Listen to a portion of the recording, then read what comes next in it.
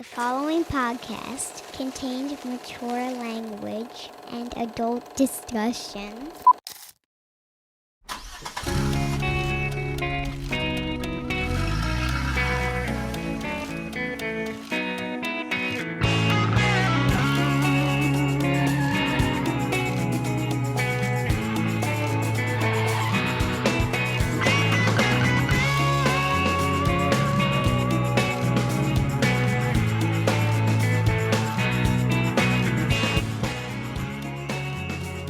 Can you see me now?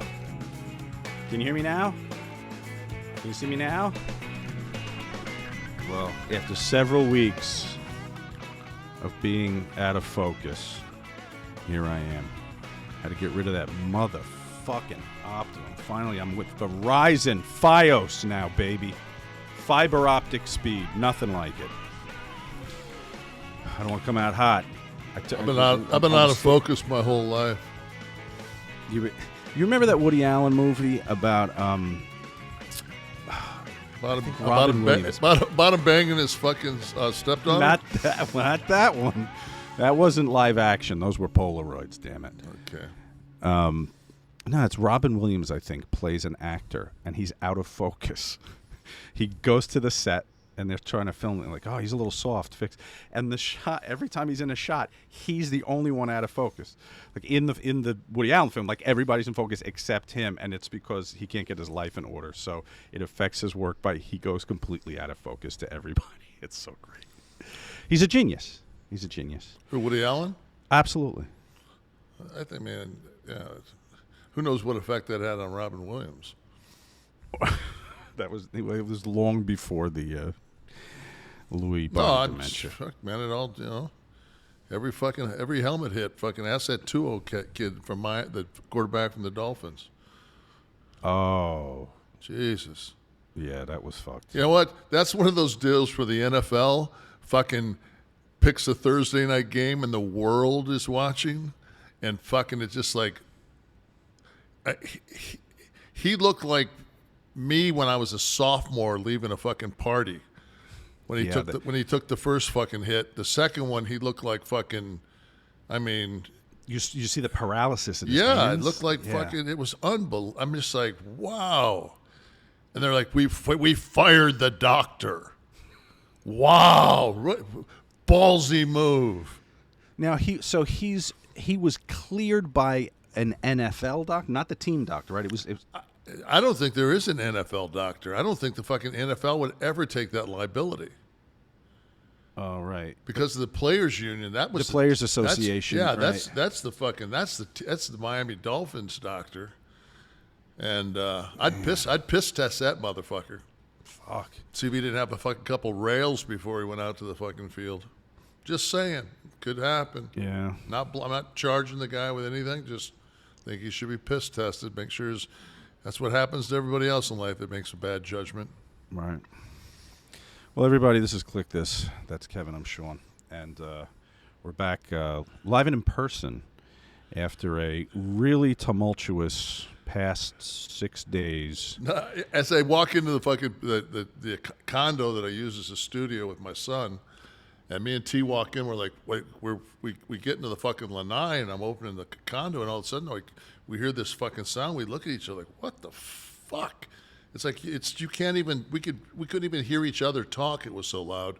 They've got these disaster units that dehumidify and dry, and one sucking shit and throwing it in my sink. And I walked in here yesterday. There's not a drop of fucking. This is one of those deals. This is why our insurance is so fucking high in Florida, because somebody hoodwinked these old motherfuckers that run this building, that run my board, that I was on for 10 years, and used to fucking, at least there was somebody that, you know, had a fucking, like, 2 cents of fucking, like, common sense. Like, so I remember one time, like, one of the things was we needed a roof.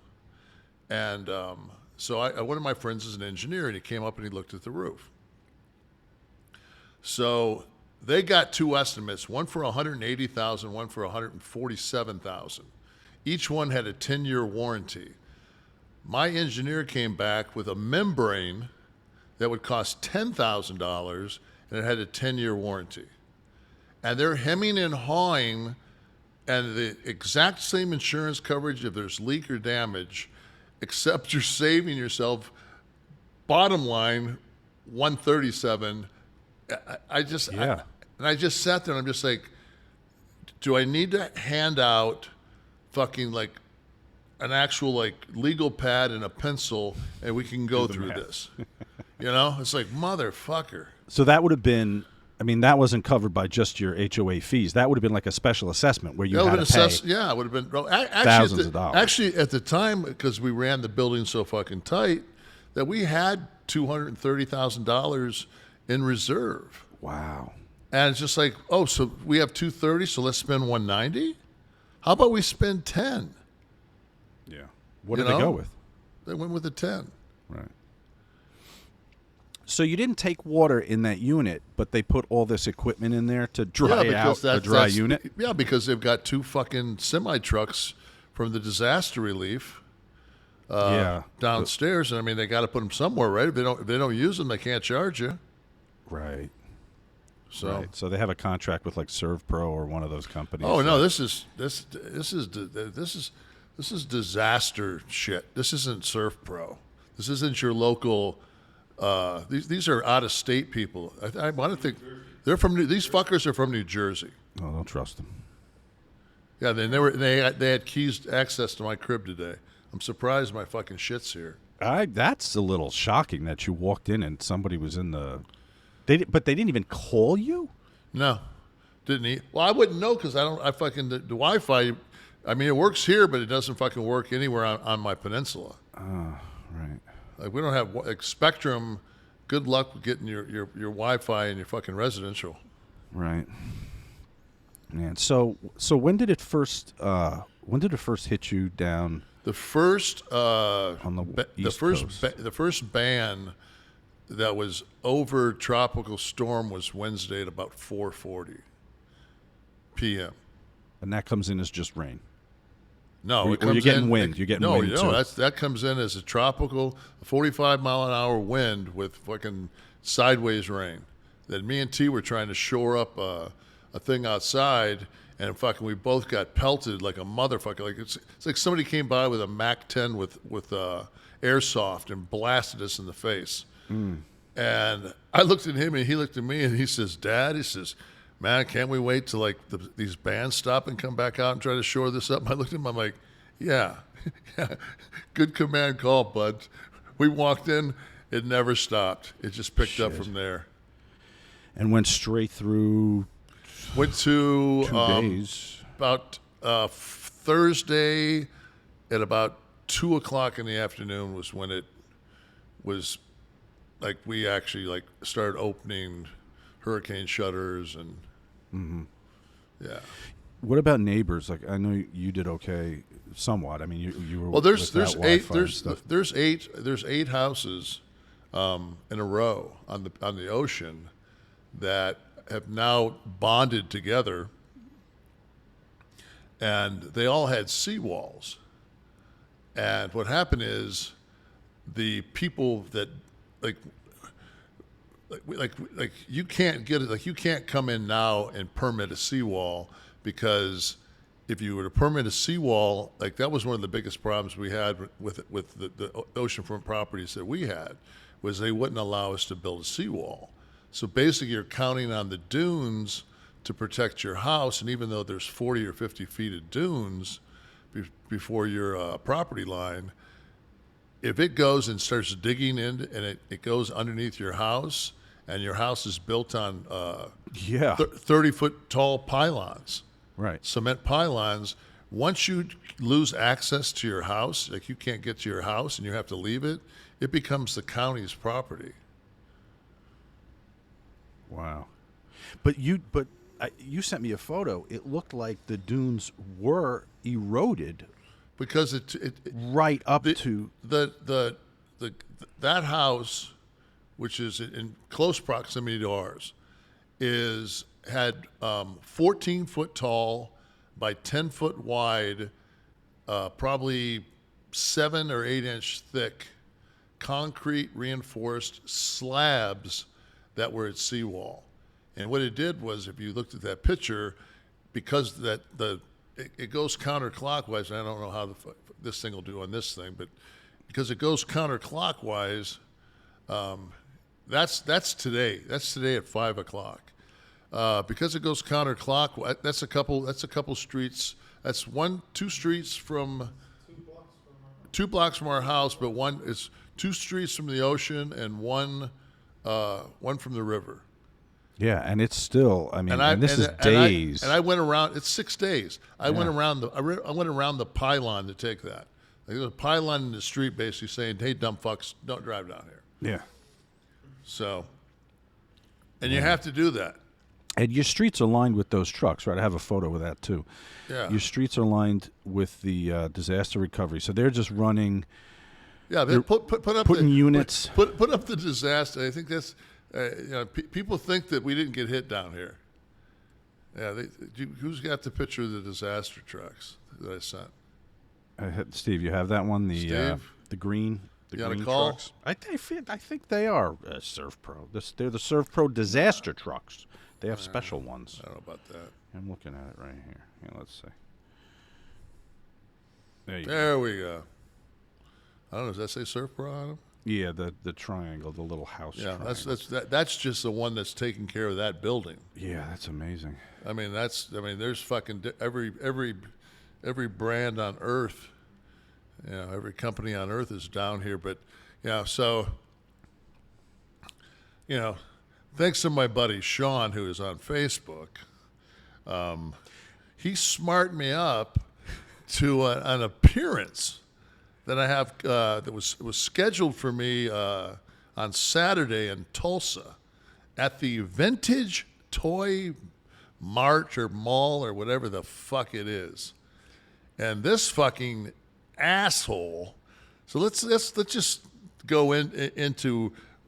Let me just read the text that I sent him today. Let's just start off with that, so we can kind of get an idea of. So let me just ask you a history here. So this was a booking that was done probably 6 weeks ago, and they went ahead. So what I do is on my Delta app, I see that Tulsa's booked, and because in my mind I've made it clear on what my travel arrangements are, I don't dig into seat assignments or anything else until it gets a little bit closer. Mm-hmm. So I was going to Salt Lake. So the guy says I've missed several appearances now with no. So I did Hurricane in Cincinnati. I did another one. I did Salt Lake City. So I did 4 straight weekends where I was gone 3 or 4 days. Mm-hmm. So I was supposed to be in Des Moines on Friday. Delta shut down service in the Daytona Beach Airport, which is the airport I use. They shut down service and booked me for a 2:40 flight on Saturday, which I wouldn't have, with the connection in Atlanta, I wouldn't have made the appearance. Right. Because I was flying back at like 7:30 Saturday to get home at midnight on Saturday. So I just screenshot the picture to that guy that said, "Hey, your flight's canceled." I screenshot it to the guy, Joe, in Des Moines. And it's like, yeah, did I give you notice? No, I didn't give you notice because I've just now getting the email. I've been boxed up in this fucking house all day. Now it's Friday. Storm's gone, but guess what? They're not running anything because there's the whole area is flooded. But this guy in Des Moines, that's not the guy that. No, wrote that post. Okay. this asshole is from Tulsa. Okay. So this is what I sent him today. I sent him a couple of pictures, and I said, taken today 2 miles from my home, which is the pictures that we just showed. I said, I'll set the record straight on my podcast tonight. Said, you made several mistakes in travel that didn't respond until a few days ago when electricity and Wi-Fi, along with cell tower damage, made it impossible to determine when this disaster would be resolved. Wednesday at 5 p.m. and we're still trying to figure out the damage. I have several properties besides my 2 residential ones that I use. Your inability to comprehend what happened is on par with your ability to assess what a 6'10", 300-pound human would need for travel. I can't take a chance with someone I'll be putting myself in their hands for an entire weekend that's obviously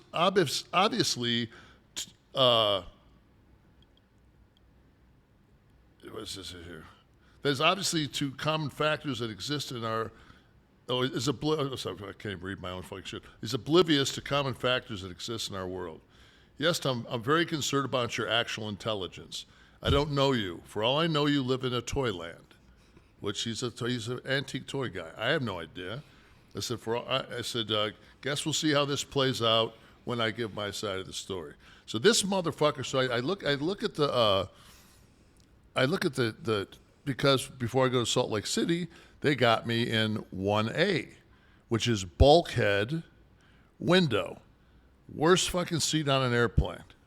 Worst seat on an airplane for somebody my size, especially with knee replacement. So I'm like, oh my God. So I look at it, I get on, I grab 4C, which is last row and first aisle. Mm-hmm. Thank God. So I said, let me check the next one.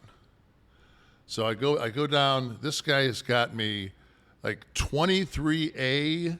He's got me. So the text I sent the guy was, don't put me in bulkhead, aisle only. Well, he says, you never said first class. I said, dude, there's only one bulkhead on a fucking plane. It's in first class. It's right up against the wall. Yeah, it's like when you turn the corner to get on the plane where the stewardess is, that's the bulkhead, dumb fuck. And it's like, so he's not, but that's not even an issue. The issue is I said no windows, only aisles, and he has me on windows. So even if you, for some reason, don't comprehend what a bulkhead is, at least I should be in aisles because I requested aisles. And then when I point this out to him, he doesn't respond back for like 10 days. So I don't give a fuck. I just told him, I said, I'm not coming. So I told him that 10 days ago. He fires an email during the storm or the aftermath, like three days ago, saying, we will, if you'll come, we'll upgrade your seats. I'm like, I'm still trying to assess the damage I have. It's like, I guess people don't realize because in Tulsa, I guess what you've got is tornadoes. So either you get whacked by that tornado. It's one path that goes, straight through. Oh, now I got a fucking phone call. Shut. Fuck. So, yeah. It's not the toy store, is it? No, fuck him. So,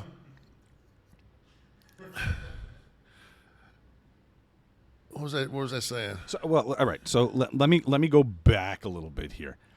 I see a tweet from a fan who's saying, like, kind of calling out a disrespectful post from this toy store. From the toy guy. Yeah. Right. And it's like 4 screens. It's like 4 screenshots because some fans were, I guess, coming to your defense, quite honestly. And he was. And I thank them because, I mean, anybody that knows me knows that, I don't fucking give up. I don't give back money. No. Yeah, exactly. What? I got that fucking norovirus and missed a couple of shots of Rivals, and then missed a shot down the following day down in Lauderdale. Mm-hmm. So I mean, I did miss a shot, but when you get norovirus, I mean, all you're thinking about is making sure you're 7 feet from the commode at all times. I was going to say, we were doing shows at that time, so you were shitting your brains out, but you did not shit out your fashion sense because you've matched your shirt exactly to the art from Luxembourg behind It's you. actually Czechoslovakian. It matches the array of lakes that surround. It's a coastal Czechoslovakia. theme. It is a coastal theme, and this is actually my my cannabis line. It is the jackknife. Jackknife. So right after you order your Kliq This merch, go get some jackknife. If you're in Michigan, Yeah. you get the jackknife. It's Hyman. So- Hyman is that's my boys, and they put together a great strain. It's selling out at like a lot of places that, I mean, they can't keep it on the shelves. It's selling like weed. I was going to say selling like It's- hotcakes, yeah, but who the fuck buys a selling- hotcake? It's selling like weed. Selling like a fucking. I saw a dude that had a tweet, and he had fucking like about an inch white ash off a fucking pre-roll that he bought.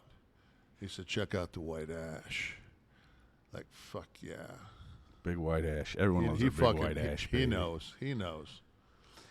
So in summary, the guy went to social media to say that you won't be appearing, and he was bold enough to say that he will not be booking you again. After I told him, fucking lose my number. What a bold move. Hey, dude, fuck you. You're fucking mentally fucking unstable. If you got a 60 IQ, I mean, really, come on. I'm not fucking trying to bash anybody in the fucking industry, but vintage toys? I don't know. I mean, I got some buddies that do that. Like, it's kind of cool to pick up something you played with when you're 8 years old, but I don't know. Really? Well, then you're gonna come out and lash at me on Facebook because lo and behold, it says on my fucking Twitter page doesn't have Facebook. I'll slide this on, and that way I'll save face. Because, and then I think his wife or his partner or whatever, but like, and we won't have anybody call any of our employees ignorant or challenge their intelligence. How about this? Go fuck yourself, vintage toy from Tulsa. Suck my fucking cock. Gargle my, I won't even, I fucking won't manscape for a week so you can get some fucking strings down your throat while you gargle my balls. You could be beefing. You'll be beefing. You fucking motherfuckers. Fuck you. 4-4 says your children won't live no more. God damn. Oh, sorry, turned into Tupac. Fuck. Toy Store gets the fuck you of the week. Remember Al Goldstein used to do the fuck you. That's going to be a new segment. Fuck you of the week. So, vintage toy store in Tulsa. Fuck you. But do it as Hopkins. Come on, you get the people. I wouldn't waste. You wouldn't waste a good Hopkins on that I wouldn't fucking waste a toy good store. Hopkins on them. You know, I gotta say, Give me a De Niro telling him to fuck you. you messing with Nash? It's not a good idea. You know, fuck you. I fuck you. Are you afraid Fuck you're going to you, get you some fucking heat? mutt. Huh? Afraid you're going to get some heat, Bob? Not this Well, time that's a in my fucking- life. This is a bit. I gotta be taking easy now. You know? We're running a bit here, man. It's better to do a Joe Pesci-esque one. De Niro's too calm.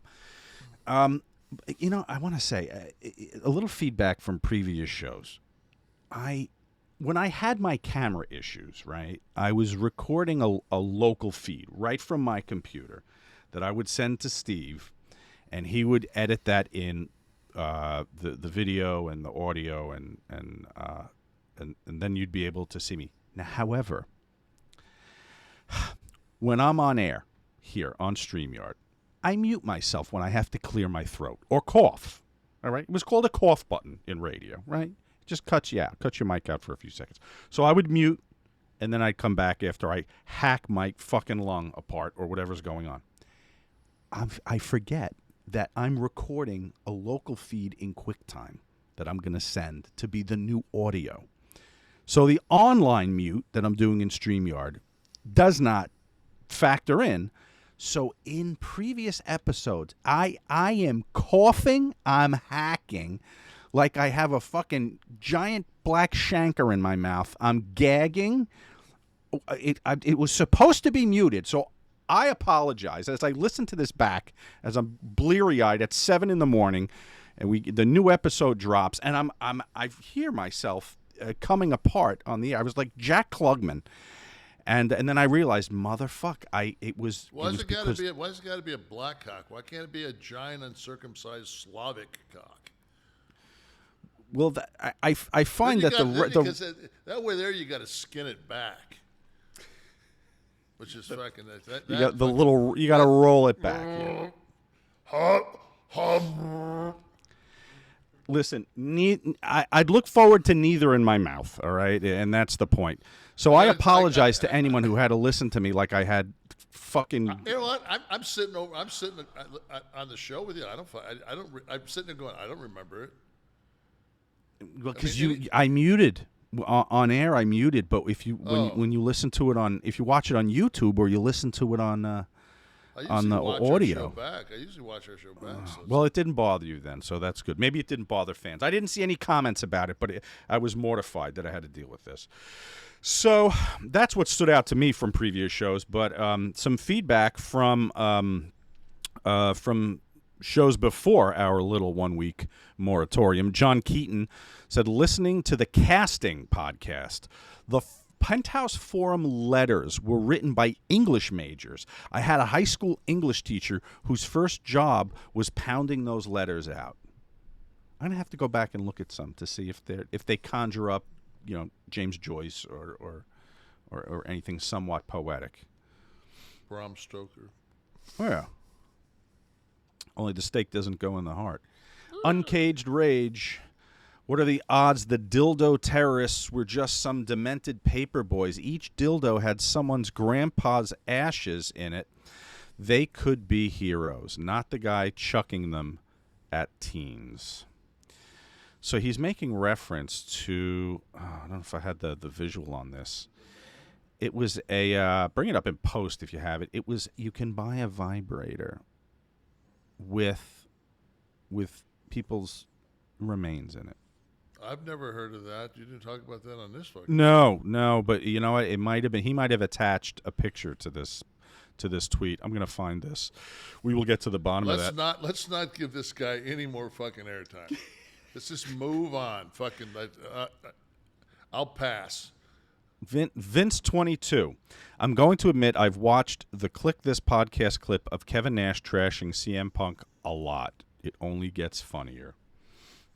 Wasn't it trash? It was just a little rant. Well, there were references to toxic shock syndrome, which might indicate someone has a vag. Yeah, but you have to realize that when I said that, I was tired. So you were 42 and tired. 42 and just fucking, you know what? I mean, I barely slept for 6 fucking days. I'm eating a fucking chocolate muffin, sitting next to the fucking guy who fucking pays me, and I'm just fucking tired.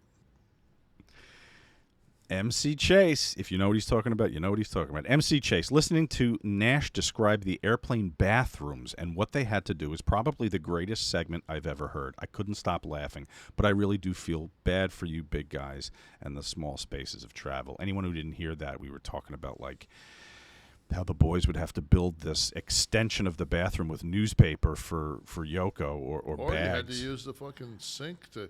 Thank God I got some length on my hose so I can drop that bitch in the sink and not get any splashback. Right. Maybe from the seat you could try and hook that motherfucker over your shoulder and you try can't to get it in the sink. Can't get to the... If I could get to this... If you get to the seat, that means you're sitting down to piss. That goes against everything I was taught in my fucking life. Wait, you've never sat on the bowl to piss? Like in the middle of the night? You were exhausted? Fuck no. You had a couple of cocktails. You don't drop on the bowl? Fuck no. Yeah. I don't want my fucking... man. Anytime you drop the seat, there's a chance to get your hog fucking damaged if you're fucking sitting down. If you're standing, I don't give a fuck. I mean... If I'm fucked up, I'm more apt to walk in the shower and piss, and then fucking rinse it out with the hand gimmick. Like, that's like, you wake up with a piss boner. What do? These fucking guys like, yeah, I sit on the toilet and I bend it. Like, no, you stupid fuck. Different. You walk into the fucking shower. That's what the shower's for. You fucking turn on the water and you fucking piss.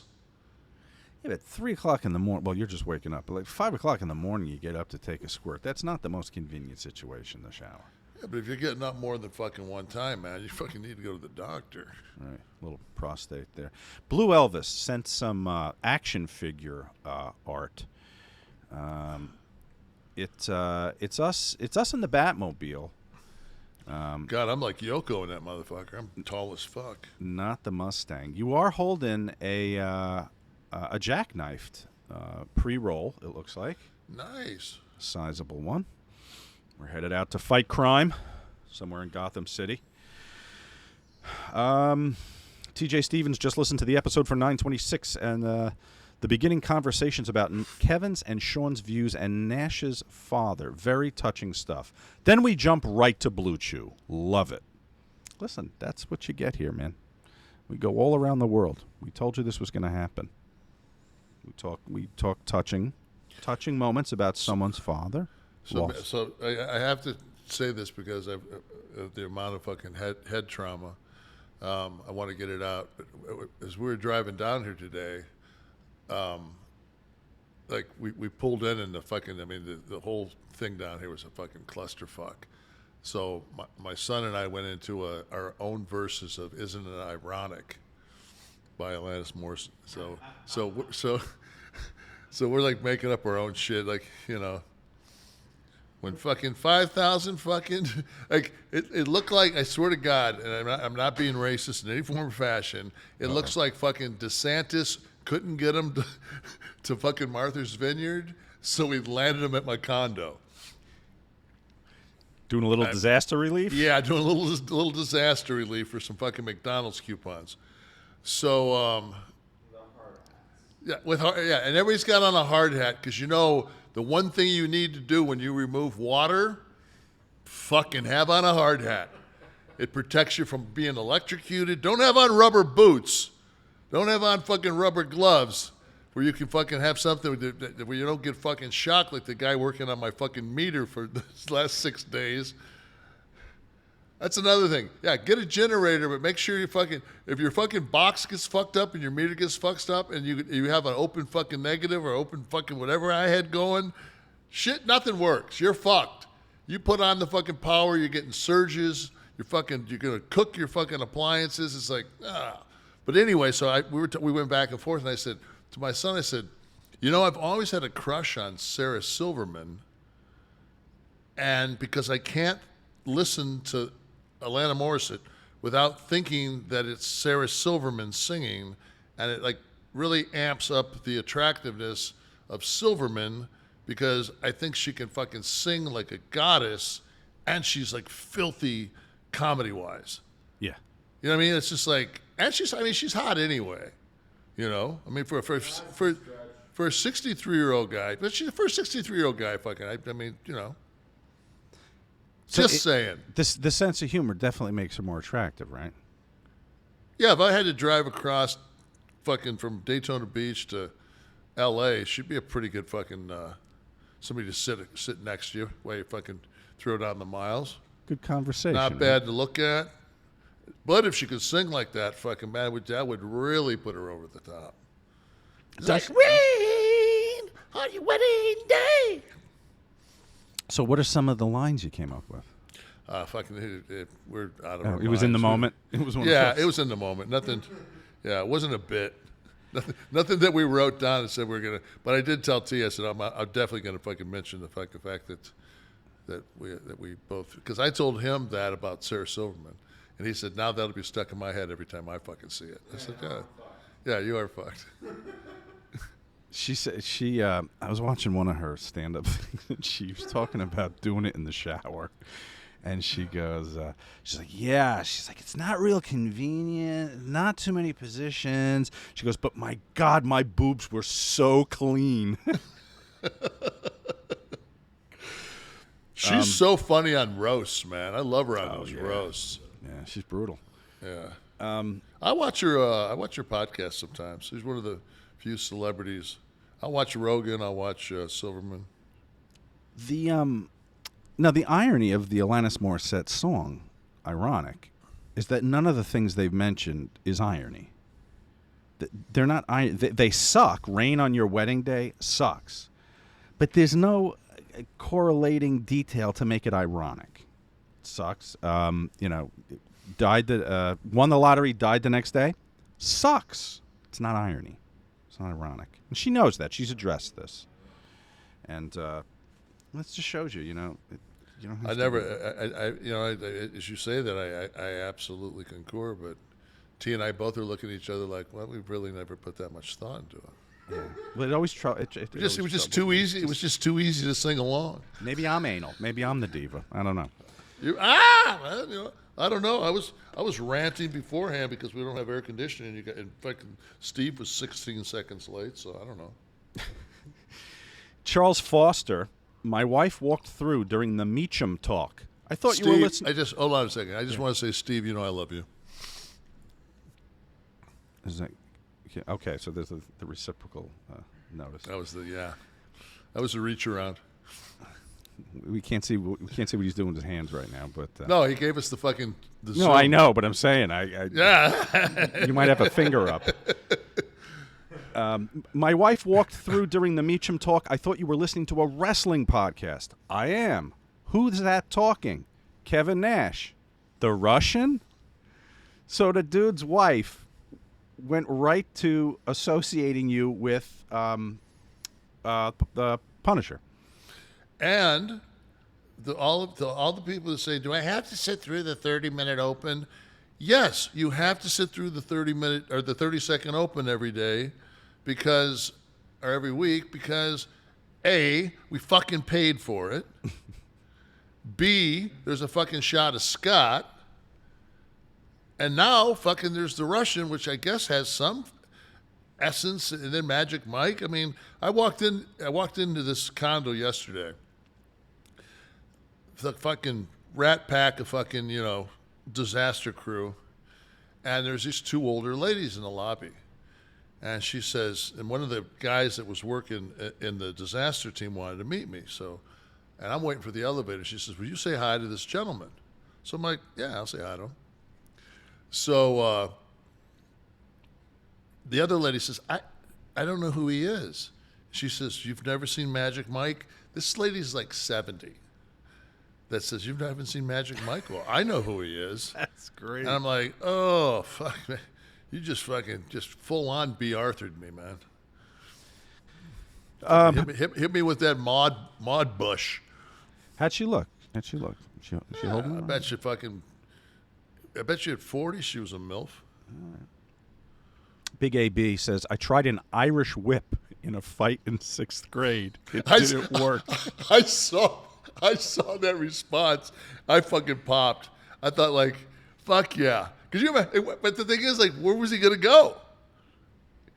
Was he going to hit the bar and come back? Yeah. Yeah. Fuck. Until someone that would only you could if it was actually if life was like the original West Side Story movie where you could throw people and they could go into the crowd, the guys would like throw them back to you with a wah. Right, a little pose. Yeah, a little fucking wah pa pa pa. You know it was fiction when a guy yells Maria in Spanish Harlem and one girl opens the window. Like, really? Come on.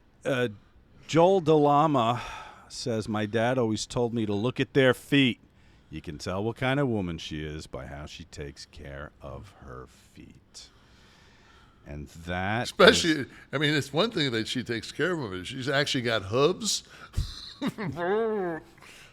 I'm out. Right. So if that's the hurdle one is that they have to be feet, and then the condition. This harkens back to, if you're not a regular listener, we tapped into Kevin's extensive focus on the woman's feet. Actually, backed up and correlated by one of your Army friends, Franz. Franz, who I still owe a phone call to. I apologize, Franz. So this is I've been busy this week.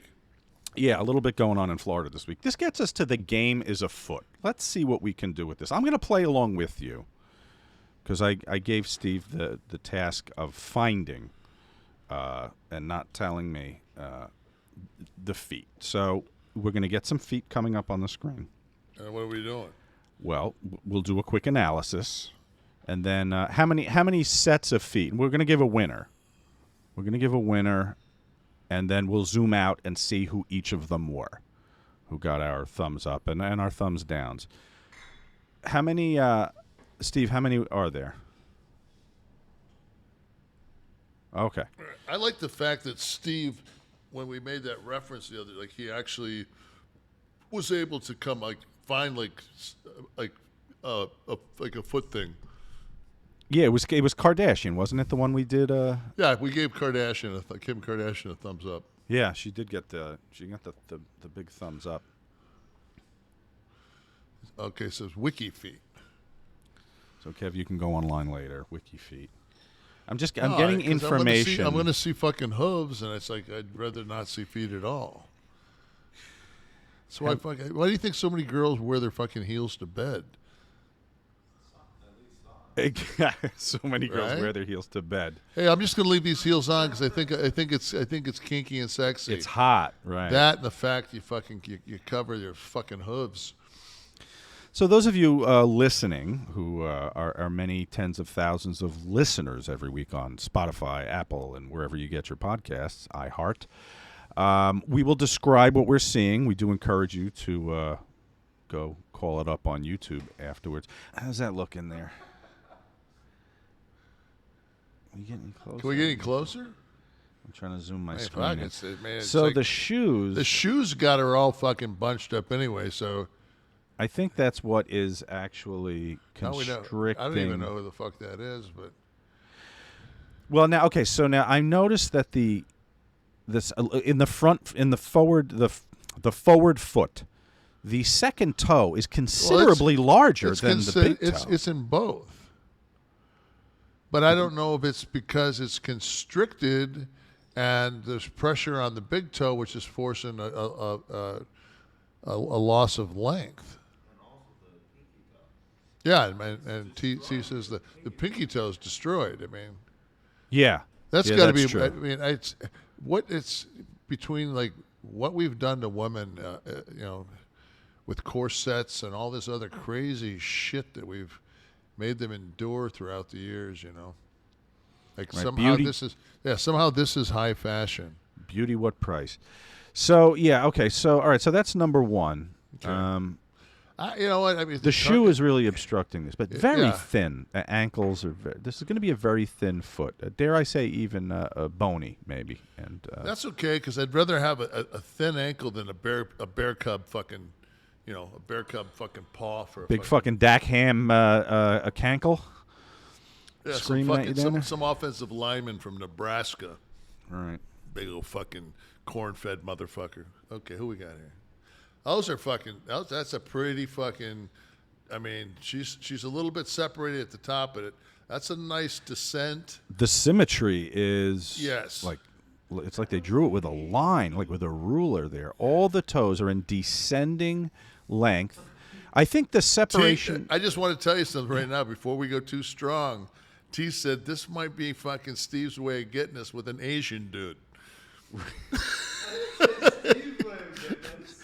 He said Steve might be fucking hitting us with an Asian dude. We're going to put his feet over here. So I'm going to fucking go, yeah, they look pretty good. Even if they were an Asian dude's feet. It's an Asian dude with pink toenail, pink polish. So come on, man. Props to him for keeping his feet in good shape like that. Fucking... I think the separation at the top was the... they were wearing flip-flops, so I think it was just pushing the big toe apart. That's whether male or female is an attractive foot. He's not scared to say that, guys. He's comfortable. No. All right, let's get another one up here. Let's see. Ooh, yeah.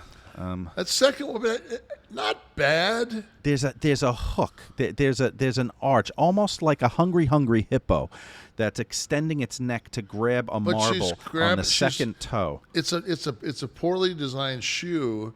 That band is not stopping her forward motion, so she's having to dig her feet into to push off, and she's almost like she's done. If she did 5,000 steps that day in those shoes, it's like fucking after you do a bicep workout and you can't straighten your arm. So I'm gonna say not bad, and just really fucking poor choice again of shoes. Could you imagine getting up in the morning and go, fuck, I got a 10-hour day. Let me put these motherfuckers on. Yeah, for anyone listening, they're flats with like really no support. A very slight heel, maybe. It looks like fucking they were made in Dodge City in like 1827. Yeah, and a very loose strap. Yeah, but I'm still troubled by the second toe. Now the next to last toe, the one next to the pinky, appears to be inflating.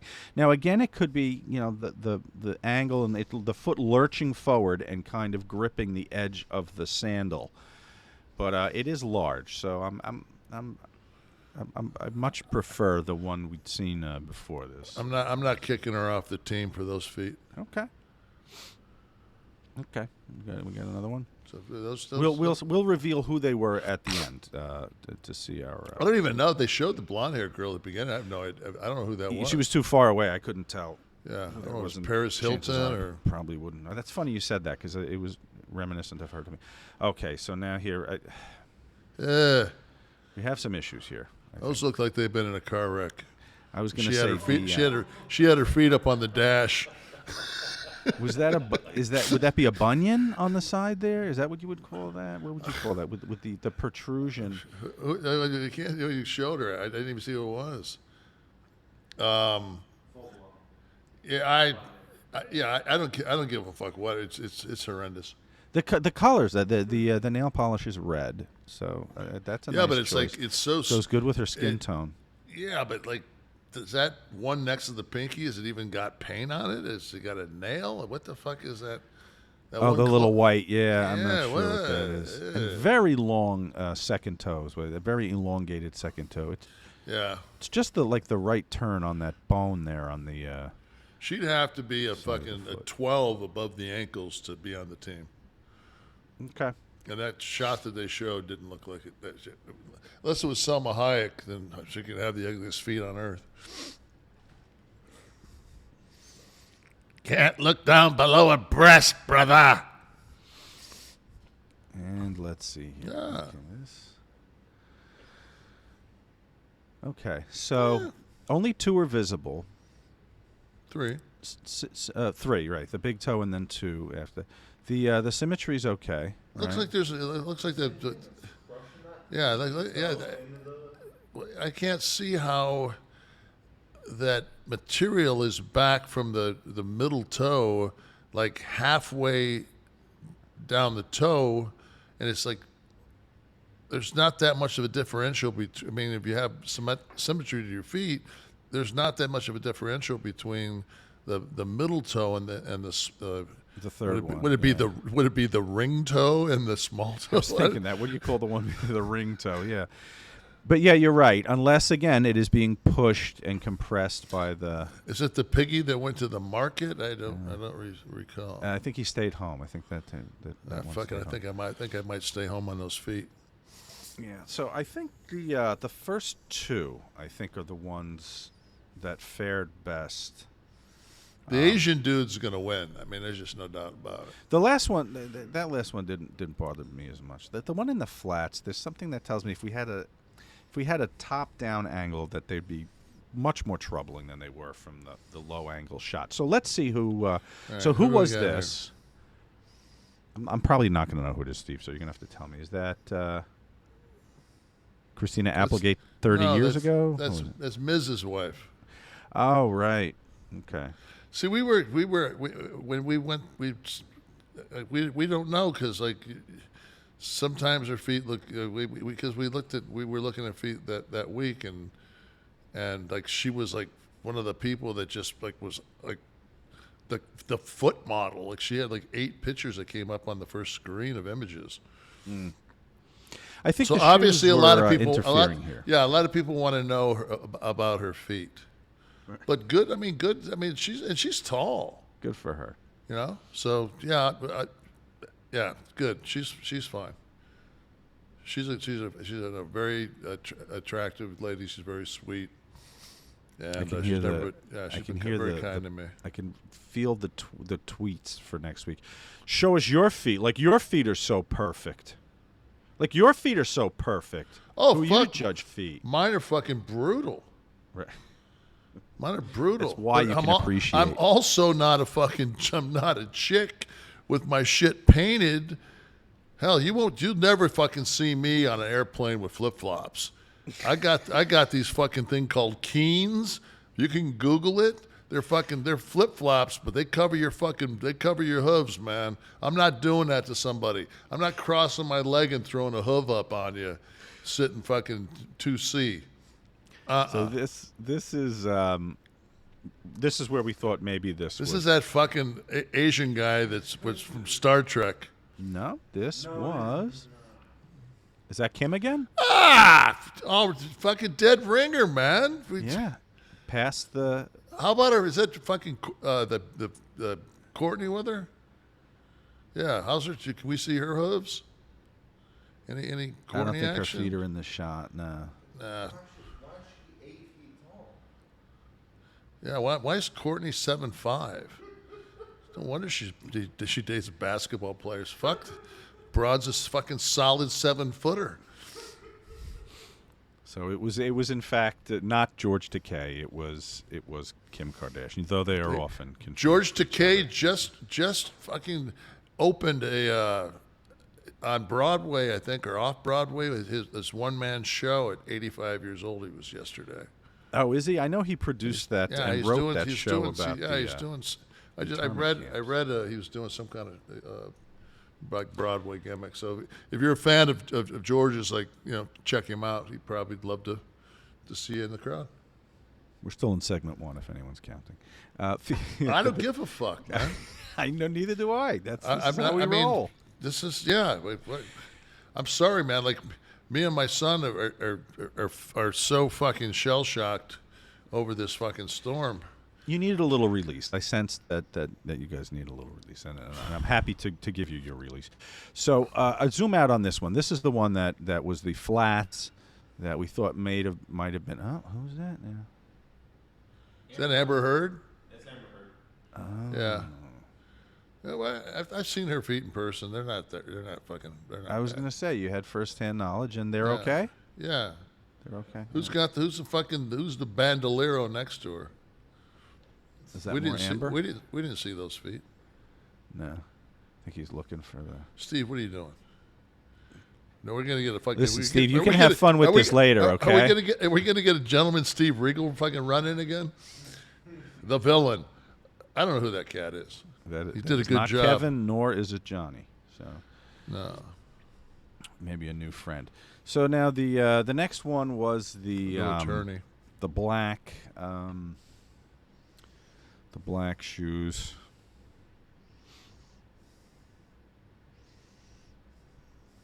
These, right, exactly. Right. You know who very quickly he zoomed out before. I thought it was maybe George Clooney's wife. It looked like. see, I thought it was from Parks and Rec. No, not Parks and Rec. 30 Rock. Oh, Tina Fey? Yeah, I thought it was Tina Fey. Oh, I don't. Let's see. Oh, that's Henry's. Yeah. Oh, yes. Henry's fucking wife. The princess. Yes. Not anymore. They realized that was a dead end. But, yeah, all right. So. They already want to get rid of fucking Charles over there. They're like, there's a fucking petition to get rid of that motherfucker. Well, they knew it was coming for like 50 years, you know. How old is he anyway? 78, I think, 75. Yeah. I don't know. All right, so Kim gets the Kim. Oh no, I forgot about these. The Last black ones. one. Okay, so He's gonna hit us with Charlize Theron. He's gonna. I know it. That's not her. I think those would be identifiable. Well, these. You were higher on these than I was. Yeah. Charles is 73. I just like the. I know that the person's tall, because there's no way you got a size 16 foot if you're not fucking tall. That's a paddle right there. Let's see who this belongs to. 5'9" or above. Who is it? Oh, it's Susan Sarandon. Susan Sarandon. She's not. She's got a lot of miles on those fucking dogs. I'll give her a slide. Yeah, Robins will appreciate it. But a very attractive woman always, right? Always kind of kept it together, I thought. Yeah. She's still with Tim Robbins? I don't know. He's a tall bastard, too. 6'6". So, I think. You know, I had a funny moment since we're rolling here. I am getting reports that there has been in real time here, because we were shooting this on a Wednesday night. There has been a fight backstage once again at AEW. I'm gonna text my. I mean, who pinched who? Well, this is Andrade. I wasn't gonna bring it up because I didn't know if there was enough of a story here with. Guevara and Andrade going back and forth in the last few days, like calling each other out on Twitter, like which, I mean, would be an interesting way to work some heat if they weren't kind of insulting the sport while they were doing it. That's kind of the issue, and that's why I think if it's a shoot, that Tony Khan probably should squash it or at least do damage control, because they're tweeting that, like, they're I'm going to misquote, but alluding to the fact that they're not stiff, and like, this is still supposed to have an air of believability here. So yeah, but like, I mean, don't call out like the loose. Yeah, but the last thing you want, I mean, the art of what we do as professional wrestlers is, and I made reference to it with Edge when he opened up on Dom Mysterio, is the first 3 punches he threw looked like they were live rounds, right? But they weren't.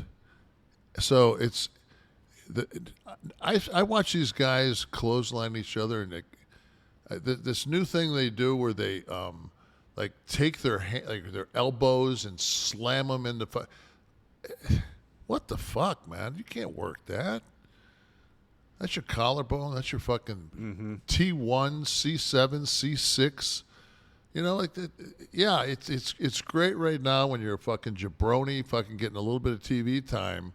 Fucking turn 60 years old when you fucking go to back out of your, of your crib, and you got to rely on nothing but the sensors and the camera.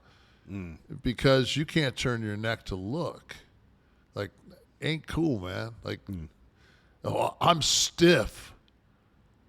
No, good for you. Let me, Steve, if you can find the tweet, so that I want to make sure I'm not misleading. But anyway, my impression when I was reading the tweets was you involve the business and the illusion of the business in your angle. What have you done then? I saw something the other day, like somebody was making a reference. Somebody that, I mean, I can't think of who it is offhand, but somebody that I actually kind of respect their opinion, and basically saying, like, enjoy this while you can, because in 20 years that this won't be around.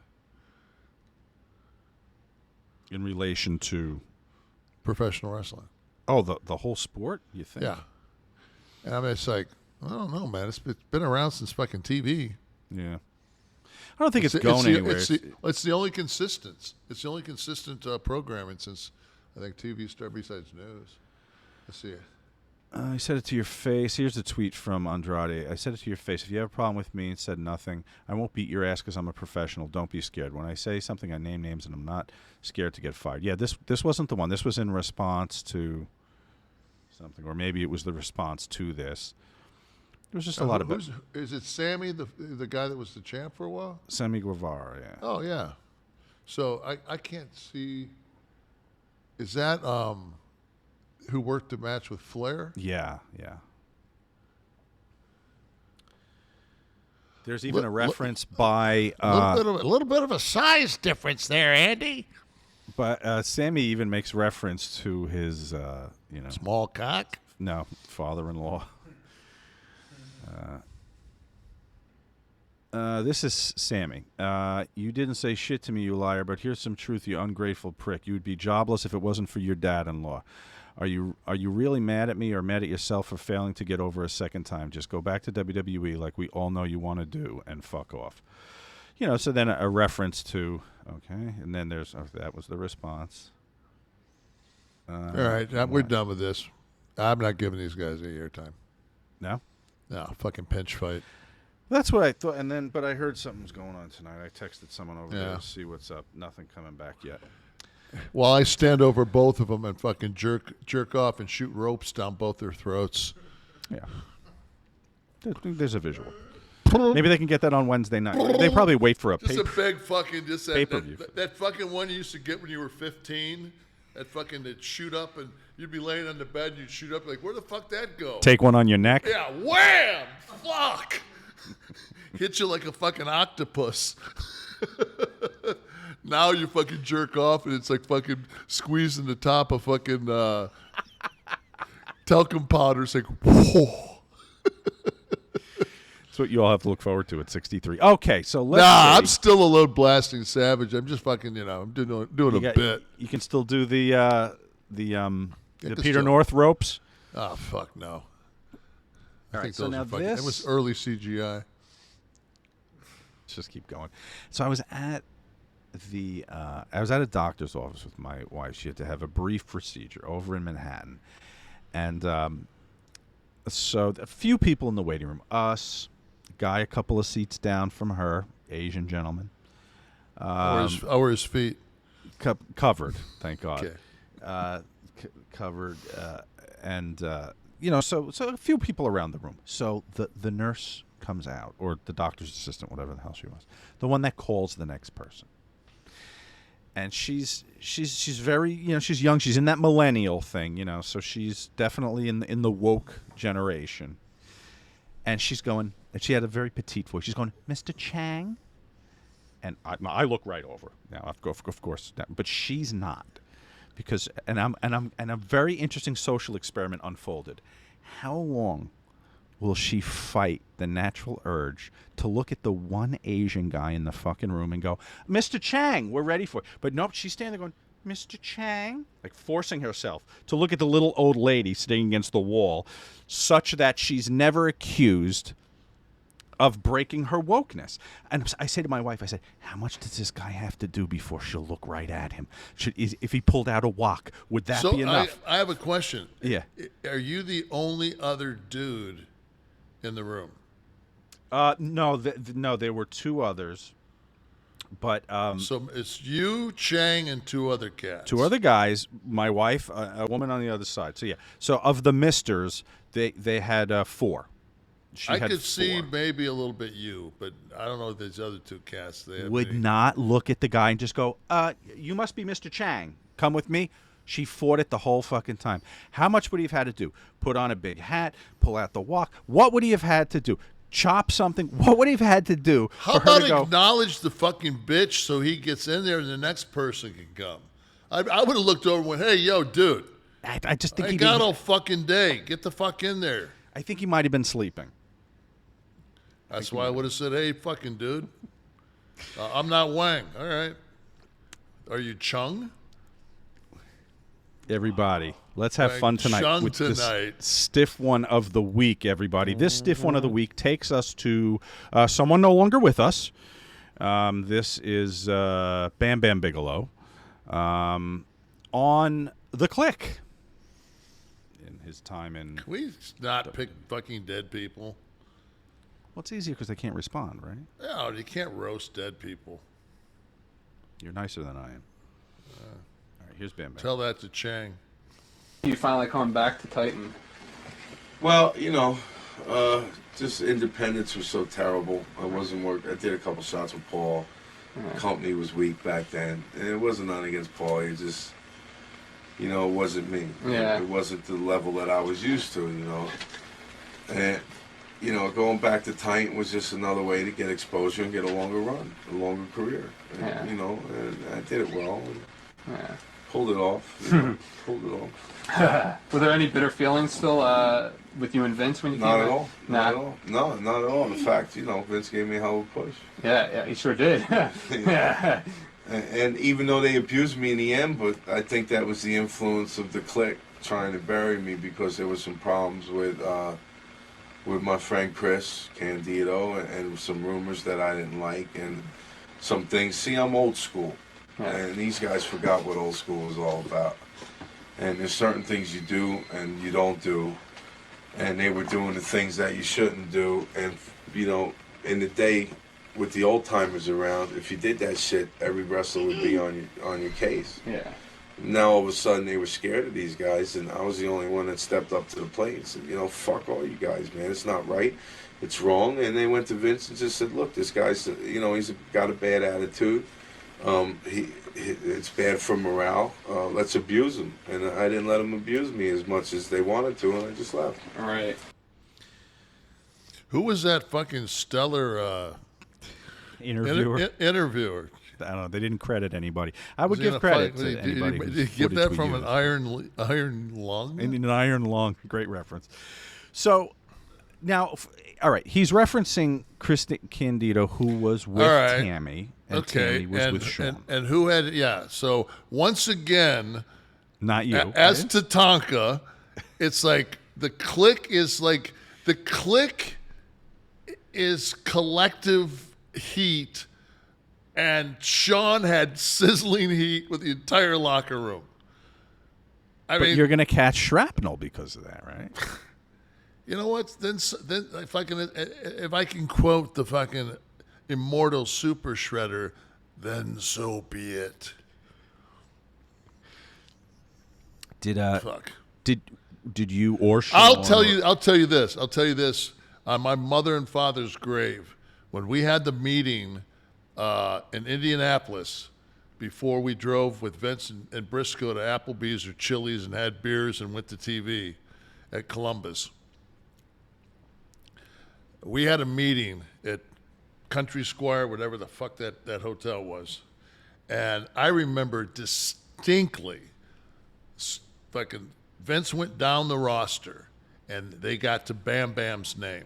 And Scott said, I don't have a problem with Bam Bam. He can fucking go.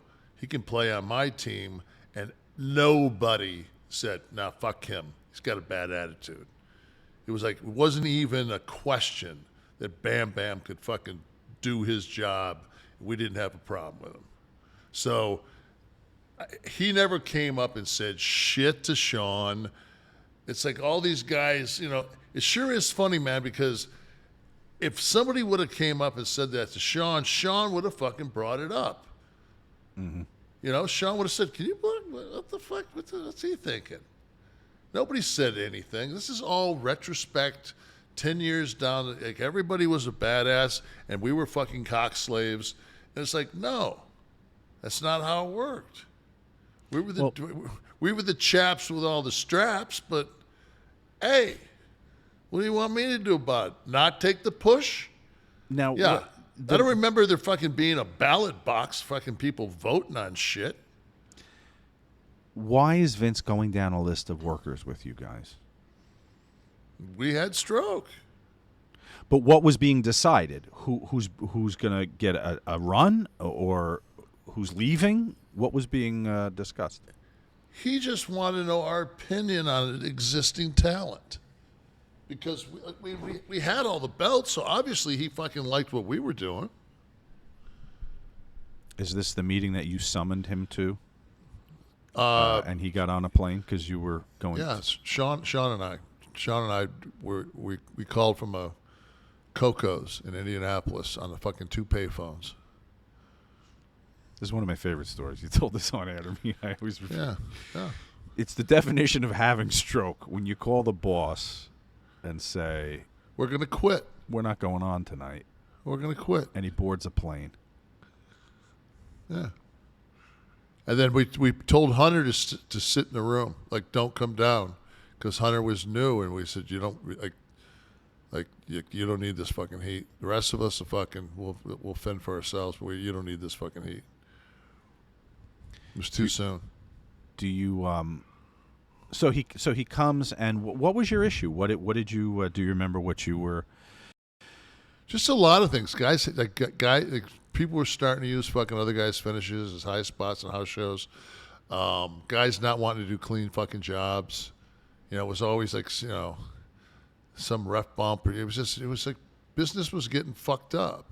And I know there was animosity because, I mean, they probably thought, well, fuck it, man. What does it matter? These guys are just, you know, they're passing an IC belt back and forth, and Nash has had the world title for a year. So fuck it. Like, what's, you know? Yeah, gotcha. And then it went from me to Brett to Sean. Did you bring up at all with Vince, including more chop finishes, like Chief Peter Maivia? I just told him, I said, I don't think these guys work stiff enough. Right. And I'll work stiff, and I don't give a fuck who your father-in-law is. Right. I'll work stiff. Right. Fucker. Like something like that, you know, like and then just emphasize, like, I'll work stiff. It is Speaking of stiff, is it Blue Chew time? Well, the stiff one of the week was not brought to us by anyone this week, but Blue Chew is a frequent sponsor of Yes, this. And I think so they I will, you know, be back next week. I love Blue Chew. As you should. It is time for Florida Man or Jersey Guy. 2 headlines, 2 states, 2 assholes, 1 game. First headline. Burglar wears clear plastic bag overhead to rob GameStop. Okay. And then second one. With a Gator shirt on. I don't know. Okay. Obviously, this is going to be hard to top this. Police chief seen lying in the street with pants down during drunk driving arrest. So Jersey. So you're going Florida with the first I'm going story. Florida with the plastic bag over his head. And fucking cop with his pants down sounds like fucking a Stallone movie. So, let's see here. This, the crook. Oh, this he drove over the Florida border to a GameStop in Georgia, but it was a Florida man who made this attempt. And there it is. There's a shot. Jesus, bag over the head. Yeah, I hope he put some air holes. What the? There fuck? it is, folks. Look at the head on that motherfucker. God damn, fucking. That was a fucking. Where'd he get a clear trash bag to go over that fucking dome? It looks like it actually had some print on it, but he pulled the print aside so that he could see out the front, and thus we could see in. I mean, almost Dr. Doomish, or fucking like one of those. Like it's like some hooded, around the face there, yeah. And then the police chief here comes to us from. What city would this be? Bordenton Township. The police chief, Brian Pesci, was found on the floor in nearby Hamilton after a 911 caller reported following a drunk driver weaving all over the place, nearly hitting a mailbox, and there he is. Is he fucking? Got Is some he video ripping? of Is he it there. ripping one out or? I don't, yeah, the hand does look curiously. Yeah, he's. Very dickish. Yeah, that motherfucker's rubbing one down. There's the proud chief of police of Bordenton. The thing is, though, you see, people think of Jersey and they think of fucking like Goodfellas. They don't know what it's like at the fucking south far end of fucking Jersey. Oh my God! You know where it's fucking. You might as well be in fucking Paducah, Kentucky. I always say, south of Edison, you're a different state. Fucking 5 miles in from Florida, you might as well be in Mississippi. Exactly right. Exactly right. But listen, something I know we can get excited about is chili sleep. And we've been talking about this for weeks, and I stand behind this one. And they sent us a gimmick. Full disclosure, they want us to sleep on this. And I have. Kev, You know that science tells us the best way to achieve and maintain consistent deep sleep is by lowering core body temperature. Temperature-controlled sleep repairs muscle after a hard day's work and improves cognitive function. So you always start your day feeling sharp and alert. I'm a terrible sleeper. I wake up all over the place, and temperature has so much to do with this. Sleep Me is the new home for Chili Sleep. We're bringing you the same great sleep that Chili Sleep offered, but under a new name. Sleep Me makes the coldest and most comfortable sleep systems available. They create the environment that meets the body's natural need for a lower core temperature. You could even go in the other direction with it. It goes up to like 115 degrees. My wife does that sometimes at night when she's cold. I like it as cold as possible in bed. Chili Sleep makes the... She uses it as repellent. Exactly. Stay on your fucking side. Chili Sleep makes the Uller, Cube, Doc Pro sleep systems, water-based, temperature-controlled mattress toppers. They fit right over the existing mattress. It's so easy to do.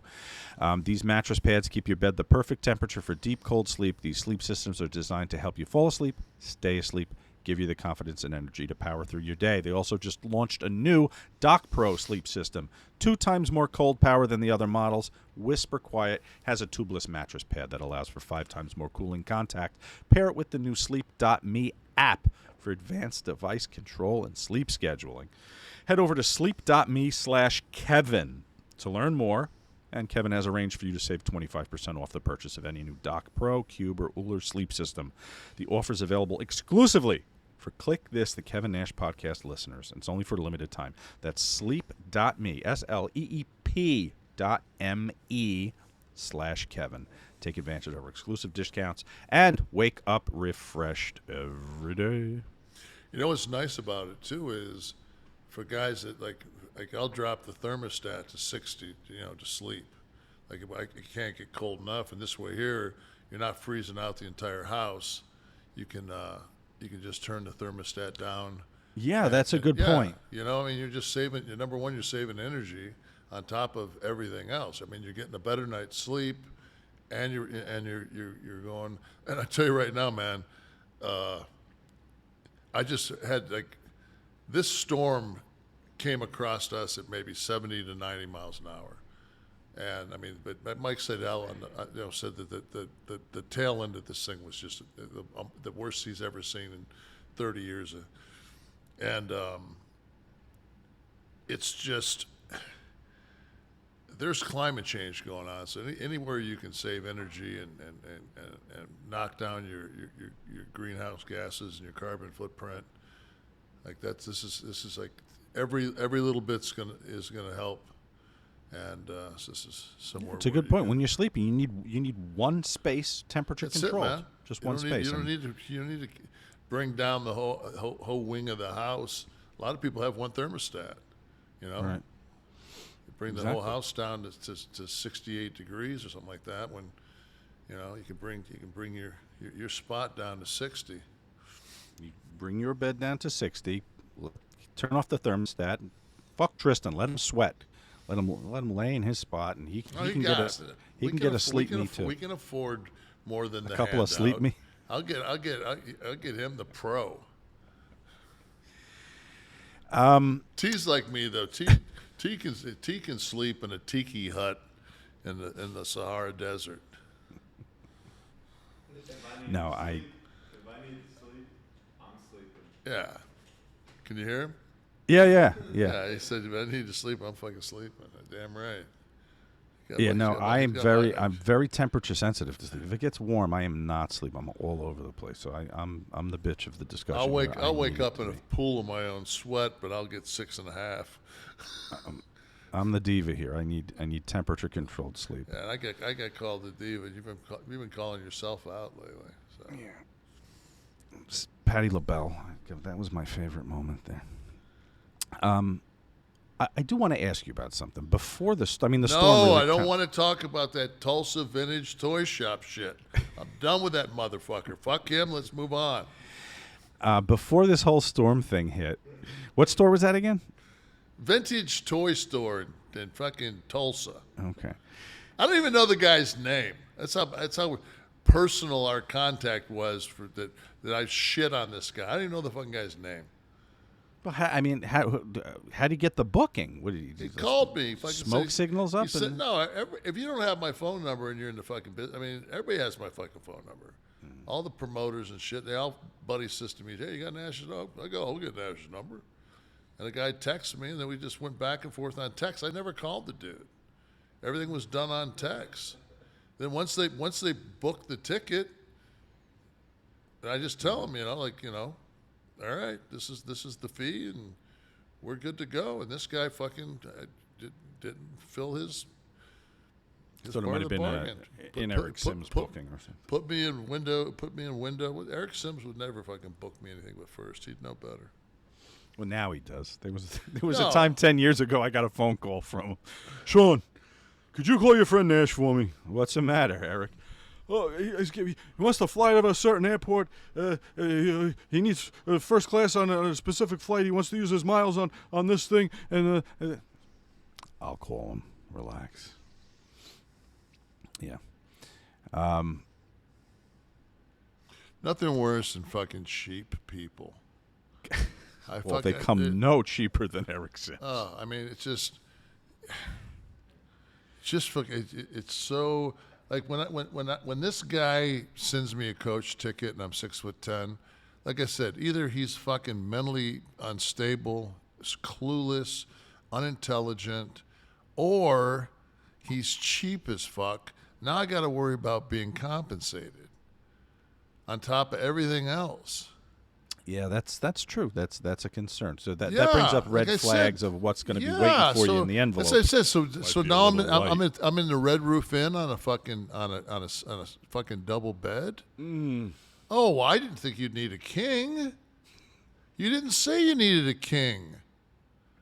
Like, don't you have a rider? Can't you send a rider to anybody who? You know what? As soon as you do have a contract and it becomes legal, and if you show them they got fucking away, they can come after you. Fuck that. If you can't work on a handshake and do what's requested, I don't want to work with you, and I don't want to sign shit with you. Mm-hmm. That's the way I fucking roll. That's why I'm not taking any bookings in 2023 will be through primetime appearances only. And you'll go through my fucking agent, and I won't deal with anybody. And you think inflation's high? Well, book me in 23. Book Nash in February. book me in 23. See how that works for you. But listen, if you're looking for a live Kliq This, maybe we'll do. Maybe we'll modify the price schedule for you there, Kev. Right? I doubt it. Well, what about for Jimmy Seafood? Got to get over it. Fuck, they're still fucking.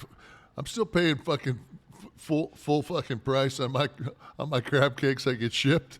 You don't get the Christmas discount? No, I don't get no discount. They used to throw in a couple fucking bisques or something. Not so much. Hey, times are hard.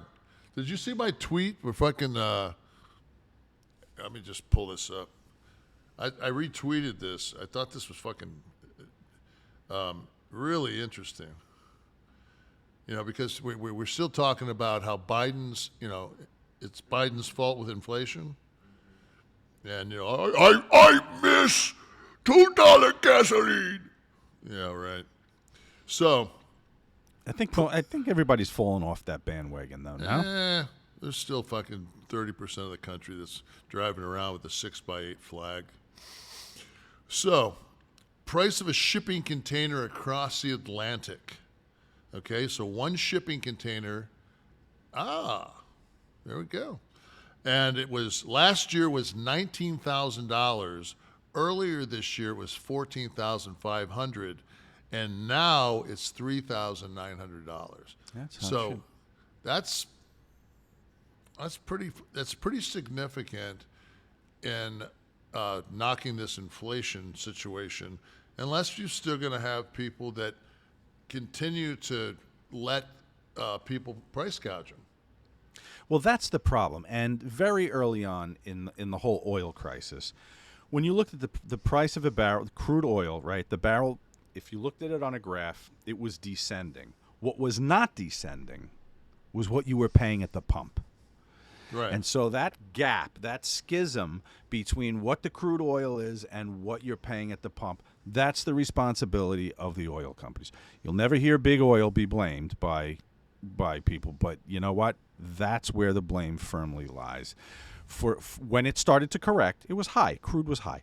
When it started to correct, industry didn't follow. Business didn't follow. Okay, it's down by me now. It's down to, I think I paid $3.40. Well, maybe around the country. It's of course it varies. So people might be clutching their chest here in $3.43 or $3.53, whatever I paid. But it's considerably lower. But what I wanted to ask you about, and it has to do with bookings, was Comic Con, because you did one I just did Salt Lake City, right. and anybody that's wondering why I'm fucking hunched over like I was going to say, you're not performing a circumcision here, are you? no, or, I'm fucking taking a piss, man. Oh.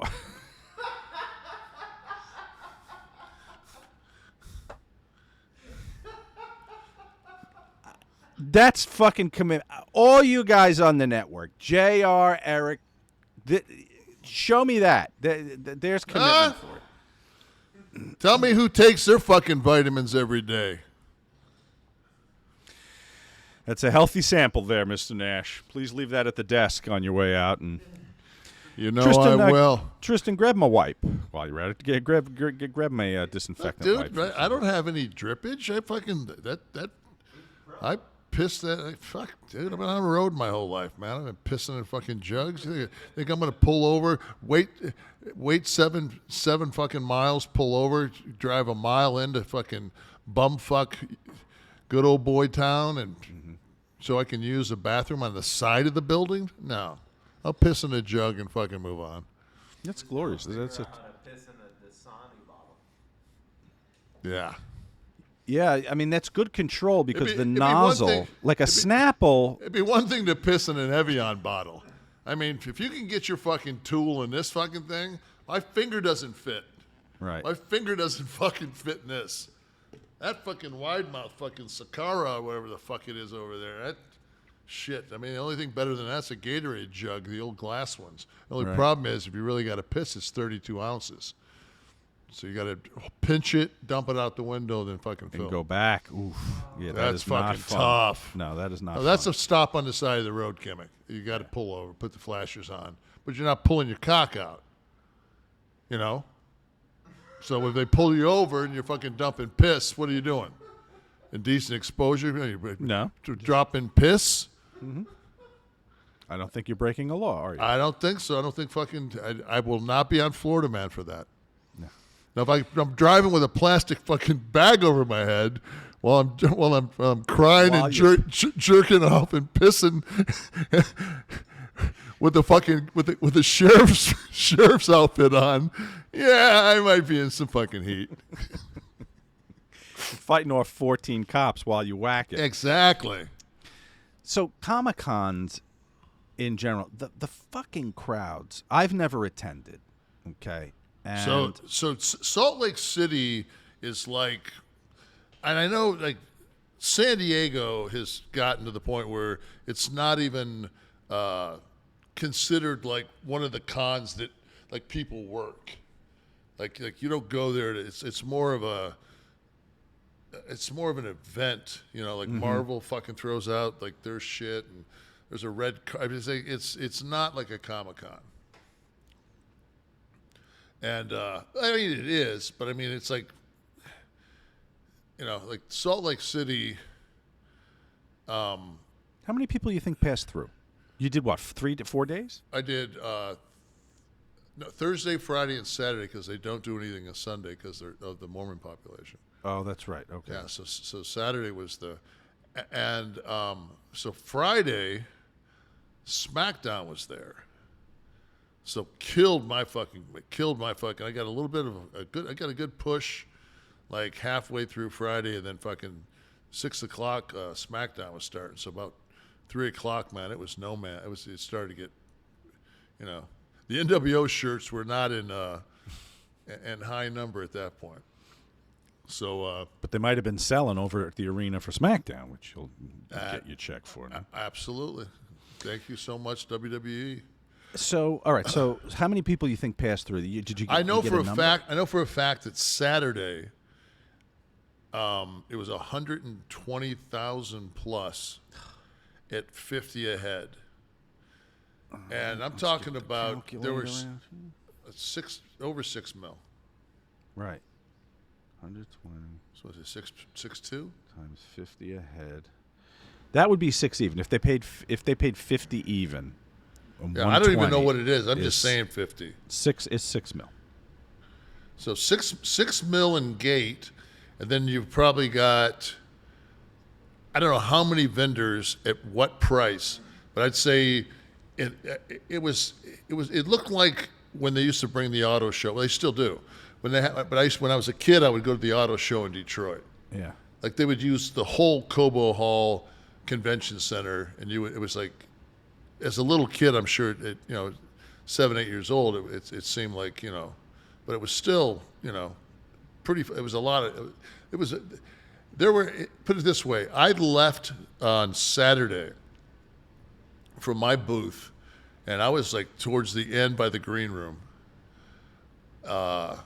And they've set up the piping so they come behind you, and so behind the piping you've got golf carts that are racing you around from side to side and here and there, and you get your pro photo ops. You've got all these different things that you're doing, and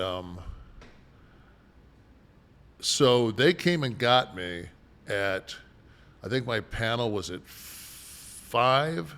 Mm-hmm. They came and got me at 20 to 5. At 20 to 5, I'm like, and I was busy. And I'm like, fuck, man, you're killing me. He says, the guy looked at me and goes, sir, he says, I've been doing this all day. He says, and so we take off. We go all the way down, shoot by the fucking Brady Bunch crew sitting there signing autographs, go across, go over Sons of Anarchy. What's up, guys? Shoot down, go across a bunch of vendors, take a left, go into another room, take a left, go outside into the loading dock and go around the building. Come back in through these accordion doors, and now we're there's an escalator going up. There's another. I had never seen this part of the con because it's in a completely. It would have been probably a 25-minute walk if I would have power walked from my booth to this place. Because we're at times coming to a standstill as they're going, electric cart, and I'm like, and it's not like, it's like Night of the Living Dead. How long did it take you? 15 fucking minutes. In the cart? In the cart. And then I got to go up the escalator, and then I got to go through people to get to the panel room. And I was like, whoa. And it's just the enormity of it. Yeah. And people are spending money, man. So the vendor tables too. So it's got to be over $100, right, for a table? Oh fuck, man! I'd be surprised if it wasn't $3,500 to $5,000 for the weekend. Holy for fuck. a large spot. And there's hundreds of these tables, right? Yeah, because you've got probably like there was such a I never saw the same people. Like nobody came by and said like the next day, hey Nash, how's it going? Like when shit gets slow towards the end, like I was here yesterday, or a guy like double back and get 2 or 3 things done because one of his buddy that's not in the Salt Lake area says, get some figures, and I'll pay you. So they come back. This is for my buddy.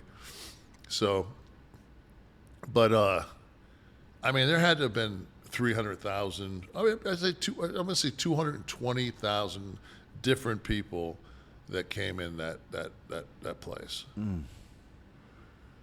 Unbelievable. So you could get a 3-day pass.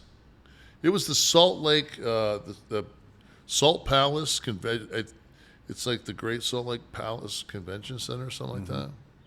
The I don't pay know structure. what So they I don't know what charge. I don't know what the fuck. It's let's see here, Salt Lake. Okay, this is from Steve. It's got 127,000 in attendance 2015. in 2015. Steve, is there any way that, because I'm sure they have it at the same place, is there any way you can find out what the square footage of that fucking convention center is? Yeah. Because they use fucking all of it. Right. Now they make their money off the gate and the vendor tables. They don't have. Do they have a piece of the talent? No. They actually they pay us $400 per diem for the show, and they pay for our hotel, and they pay for me first class air. So I'm out of pocket $0 to get there, and then have enough to basically feed myself. Right. If I'm And the talent's 700,000 square feet. Yeah. That's what's Jerry's what's the Cowboy fucking stadium? What's that square footage? Of that AT&T. Yeah. So the talent keeps their take, and they make their money on the gate, the vendor tables. But you cut advertising probably. Everybody gets brought in by somebody, so you're paying a cut to somebody that brings you in because they hook it up, and then you always have a handler. 3 million square feet is a Cowboy stadium. So it's like a quarter, almost, right? Yeah, About a quarter but think, of the if stadium. you've ever, I remember the WrestleMania they had there. Oh my God! I mean, it was just like, fuck it, I'll eat a space food stick before I have to walk to catering. Right. Fucking hell. Okay, so the comic, I was surprised to see that Comic-Con actually launched in 1970. Do you know that? In San Diego. And it was actually, and I guess it still is, the actual Comic-Con is a nonprofit. It's a California nonprofit public benefit corporation for the furtherment of animated art. If I had glasses on right now, I'd be looking over the top of them like this. Not saying that the executive panel does not take a healthy salary. Yeah. Which is fine for a nonprofit. People have to be paid. More skimming going on than a fucking Jersey fucking dairy.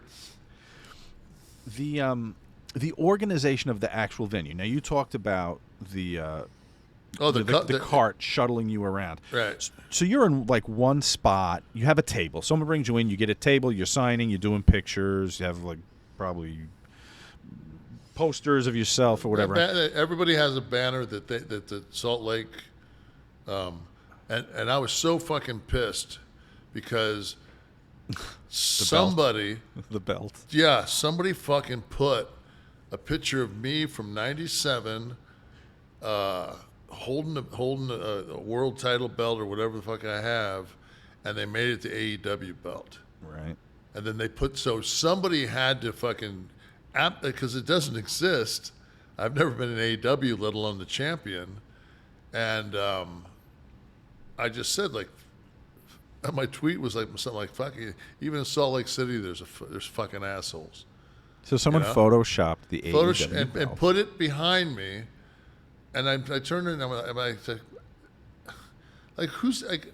I'm not gonna really pay attention to that, except fucking some guy in front of me goes, "Were you in AEW?" I'm like, "No." He goes, "Why do you have an AEW belt?" I turn around, I'm like, motherfuckers. I was gonna say, I'm surprised you even noticed it, but someone pointed it out. No, somebody pointed out because I'm as long as my name's spelt right and my picture's the fucking one I told them to use. Well, that fills half.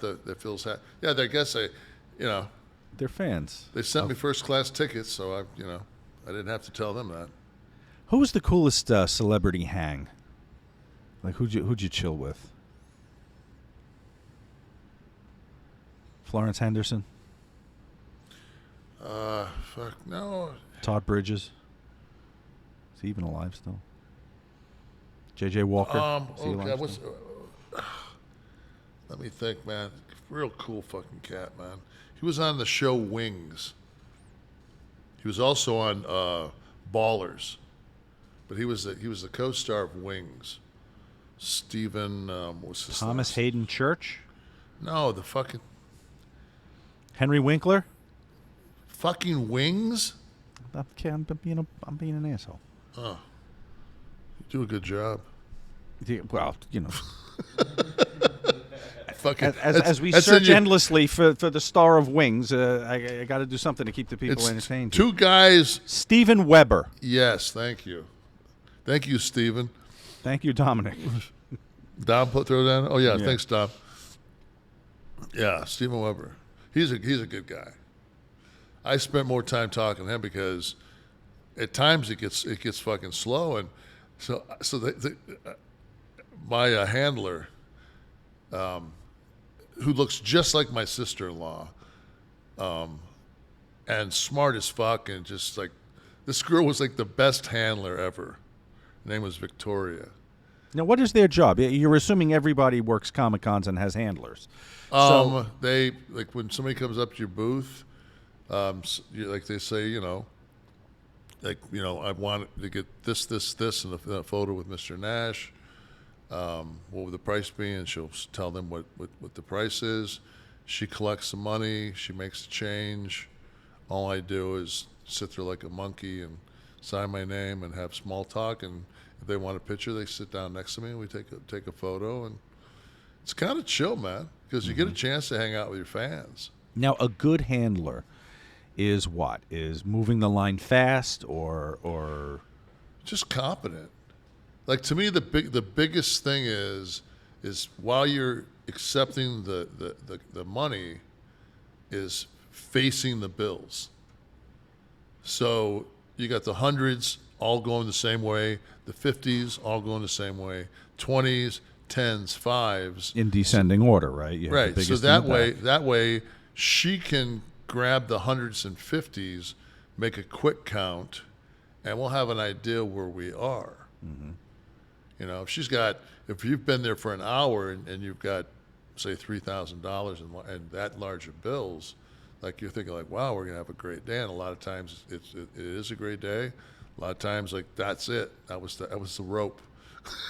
That was the rush. That was it, man. So And so she is that called a Detroit roll, by the way? When you have the money, I heard that somewhere. I don't know, like the big largest wad? bills, right? Oh, the large in the descending inside the roll. I've seen guys before in my life, man, have like 31s wrapped with 100 on the outside, Right. with a yeah. No, but he had hundreds. Well, my uncle, my Uncle Glenn, man, he was a character. What did he do for a living, Uncle? Glenn? Well, I've told the story that my mom was orphaned, so he ran out, escaped. The truant officer escaped everybody, didn't go to the orphanage, and headed up to Detroit, and got a job. And it was like a stamping plant or something, and the safety didn't catch. And the fucking thing came down and cut both his hands off as he was moving like a door. Oh my God. So my uncle lost both of his hands. So he had a hook in his right hand, and then he had this other hand was just wrapped. So he wasn't a pianist. I'm going to guess. What? Fuck. That Where did you motherfucker could play fucking steel guitar. Oh, you're kidding? Really? I was Oh, joking. fuck, man. That dude drive a Cadillac with that fucking hook, drop that fucking stump, and that's inside that fucking 90 miles an hour, motherfucker. And back in the day when you had the fucking gimmick, like this, you had to fucking like use your muscles to get the fucking. So he's always fucking like, he fucking, let me get that. And he'd fucking reach in that fucking top pocket of that. He had pressed Levi's, pressed fucking white shirt. That motherfucker come out with that fucking roll, nothing but hundreds. He'd peel one off for me, peel one off for my brother. It was just The, like the I was all of definition. them. At 8 years old, think of how many fucking model cars and airplanes you can buy when they were $100. $2 a shot. You got fucking 40 before you buy the Testors fucking spray paint. good fucking times. Tester's paint. That smelled great, didn't it? I used Oh to yeah. love the smell. Remember the glue back in the day when it was like you guys sniffed glue? Which the It was Testers. the model glue? Yeah. Yeah, it was Testers. I think Testers made that. What? Yeah.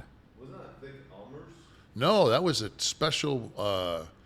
It was clear. It was the clear Yeah. model glue. Yeah, it did. It had a very Yeah. strong aroma. But I mean, if you weren't fucking like absolutely precise, that shit would get on the fucking because the plastic was glossy, and that shit would give that fucking smear. Yeah. That'd fuck up. You almost had to sand it down like fucking like you were working on a car to actually put a coat of primer on it, like white primer. Then let Can't that paint dry. over that. Yeah, and then you got to paint if you're going to candy apple red was always one of my favorites.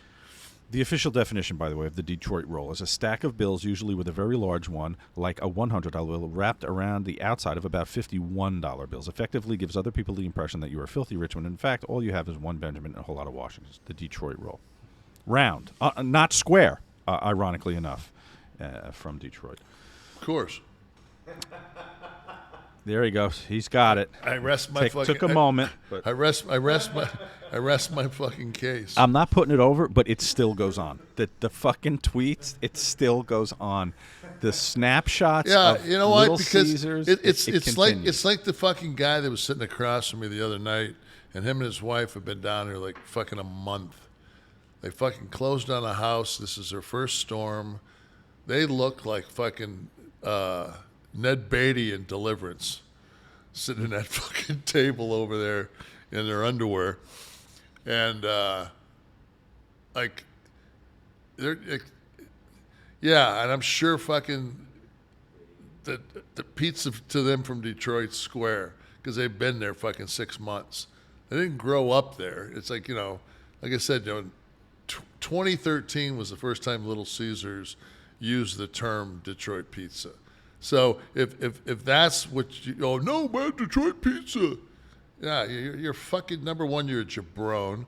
Number one, you fall for their bullshit marketing, and now that Detroit's making a comeback, it's chill to send a fucking square pizza up to Jersey, down to Florida, so you can have a Detroit style pizza, because it's going to make you look gangster in front of your friends.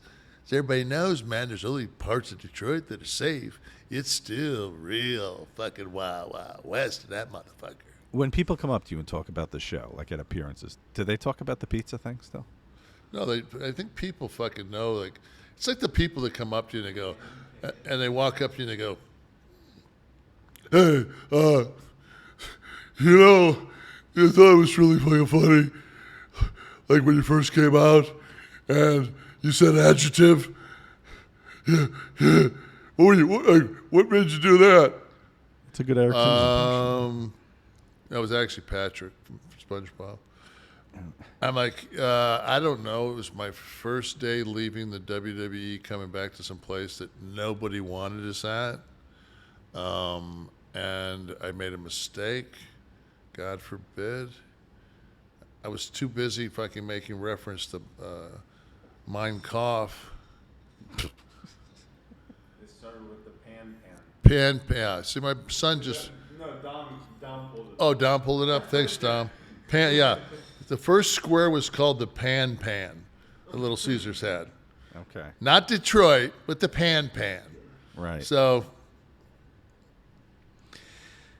The fans, you did a flattering impersonation of a fan there. Do you get the whole gang? Do you get like the people dressed as furry shit, like at these No. Comic Cons? I don't These allow furries? I don't allow those fucking freaks at my table. No, but I'm saying, are they populating the Comic Cons? No. The furry people. No. No. Salt Lake How City. about cosplayers? Yeah, but I mean, even like, I don't think that they like. I saw very few. Like some of these cosplayers, man, like they're like, holy shit. They take over where the Penthouse Pet left off. Like these. Oh, fucking, yeah, yeah. love that. I mean, jacked implants, and like everything's like it's like little Annie Fanny from the old Playboys. That fucking date your ass. You know who little Annie Fanny is? Well, they're like TikTok famous. These people, so they're.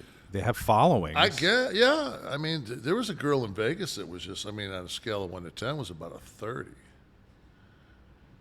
Like But she was just walking dressed around. as a. She was like a one day. superhero? One day she was Spider-Man with no mask, so like a form-fitting. And then she was Catwoman.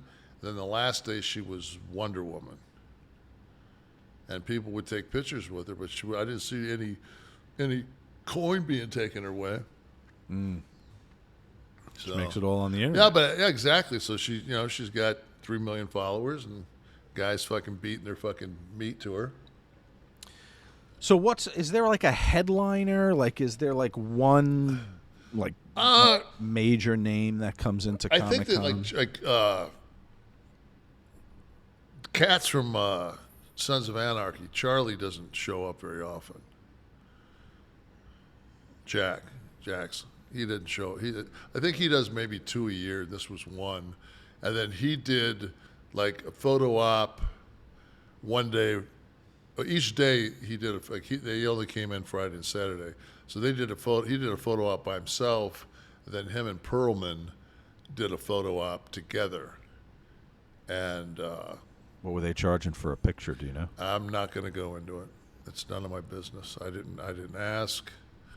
I just know that it's probably easy enough to find on their website. Had to be $100. I'm going to say $100. For the double? No. Yeah. Shit, fucking Jack. Yeah, $350 minimum. And I'll say there was fucking 400 of them shot.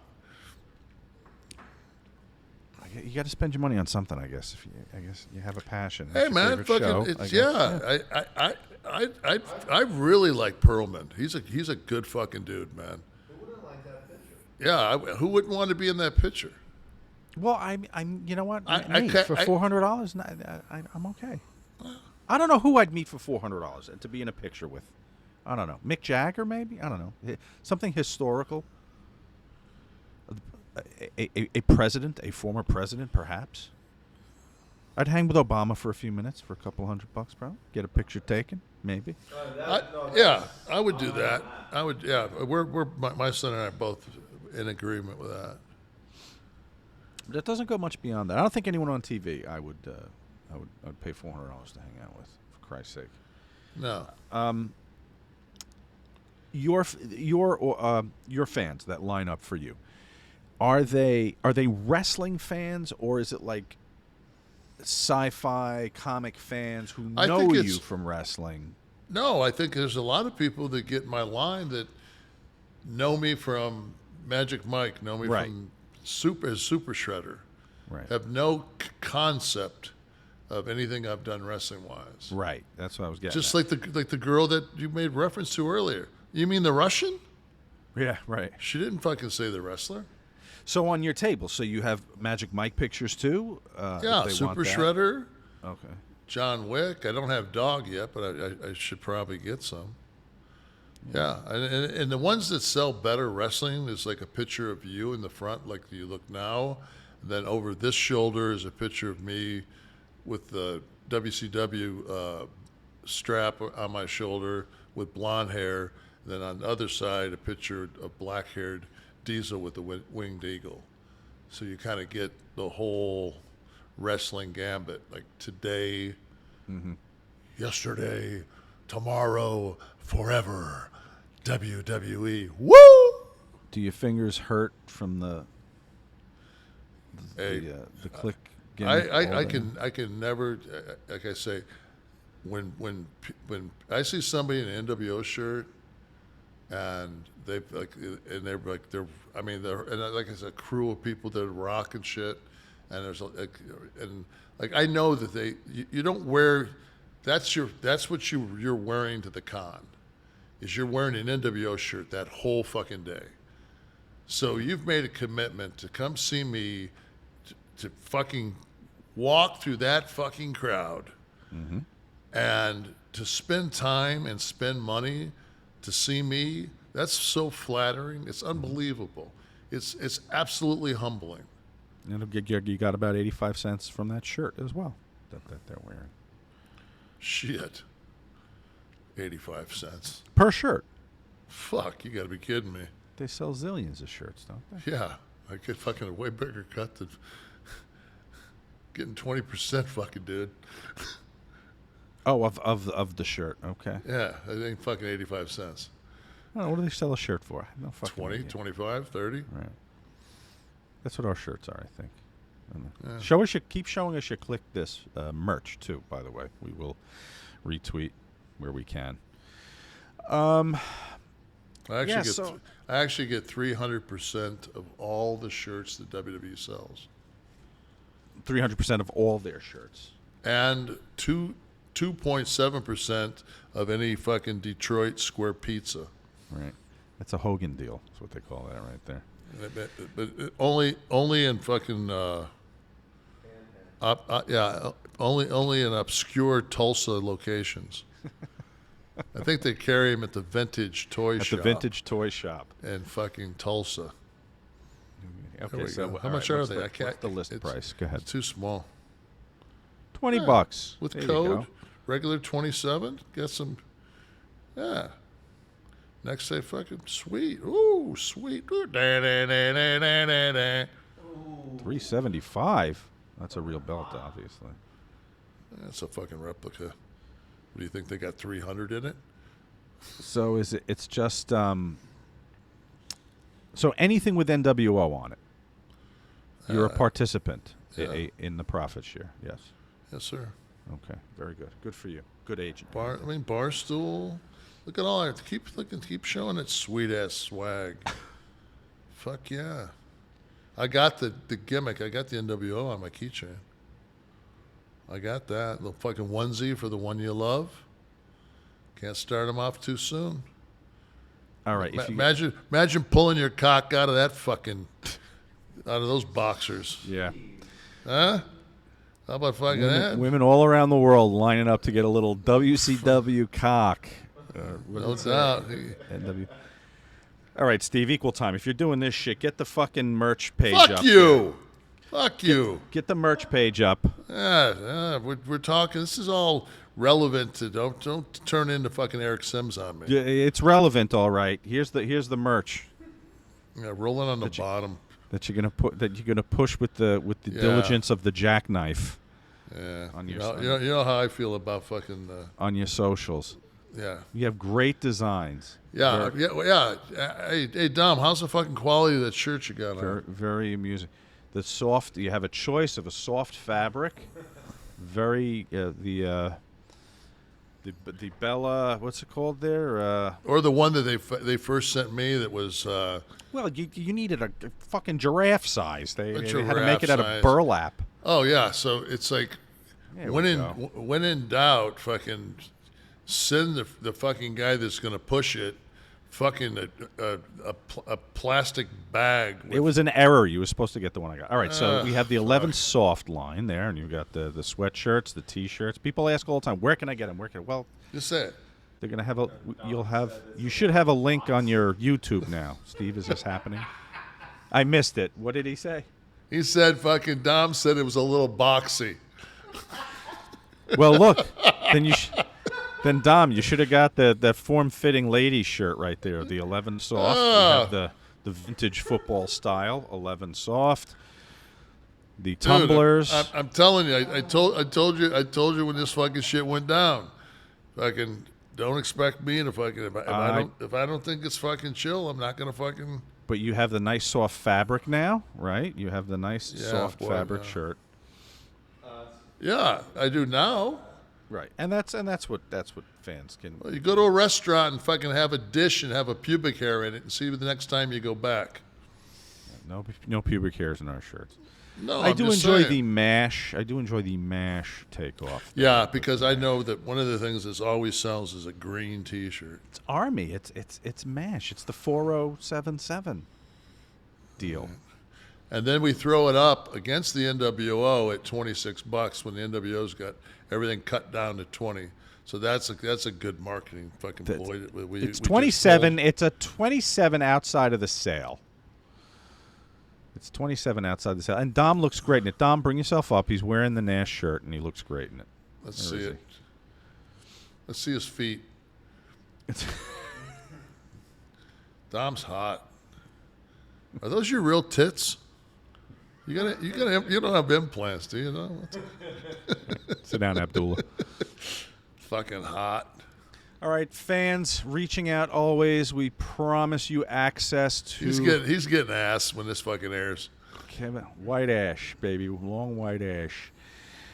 David Van Bogelin, he corrected me on one of the tweets there. Kevin, excluding the Kliq, who did you trust the most to take care of you in the ring?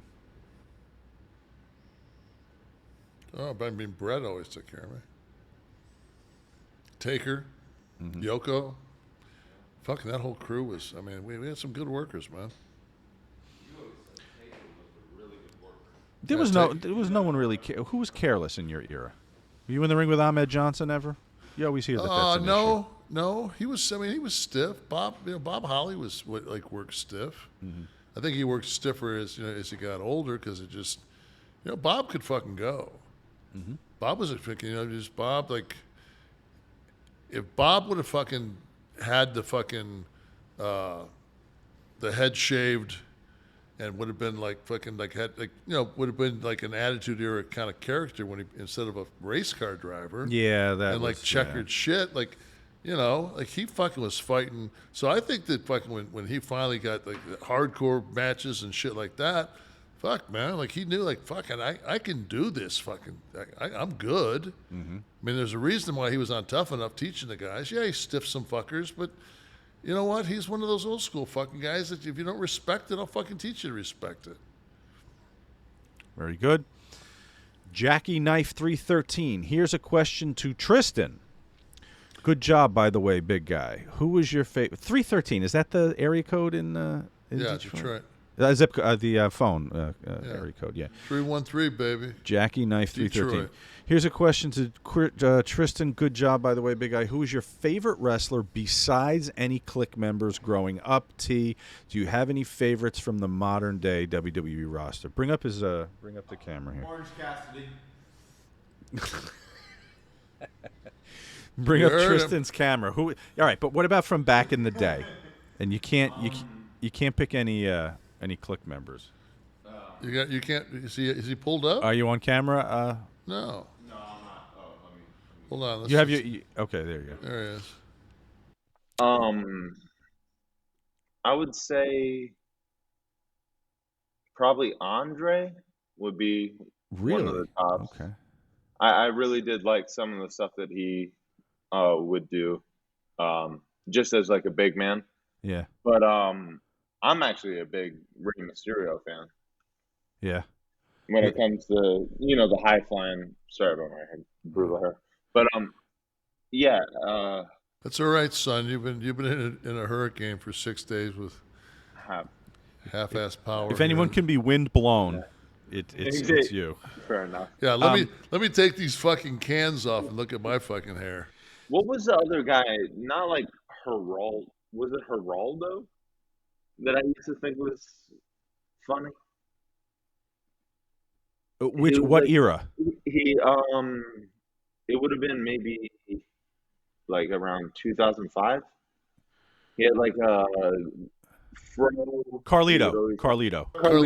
Yeah. Carlito. There we go. He was a good gimmick. He ate the apple. Yeah, that's right. I liked him. But yeah, I mean, with a lot of the new guys. Let's be honest. My son didn't fucking watch this shit. I just know certain. Yeah, he didn't. Wait, Yeah, I just know certain things. So you could have fucking thrown the Kliq as choices, and he fucking still be like, oh. So when you, hey, Sean, who's your favorite opera star?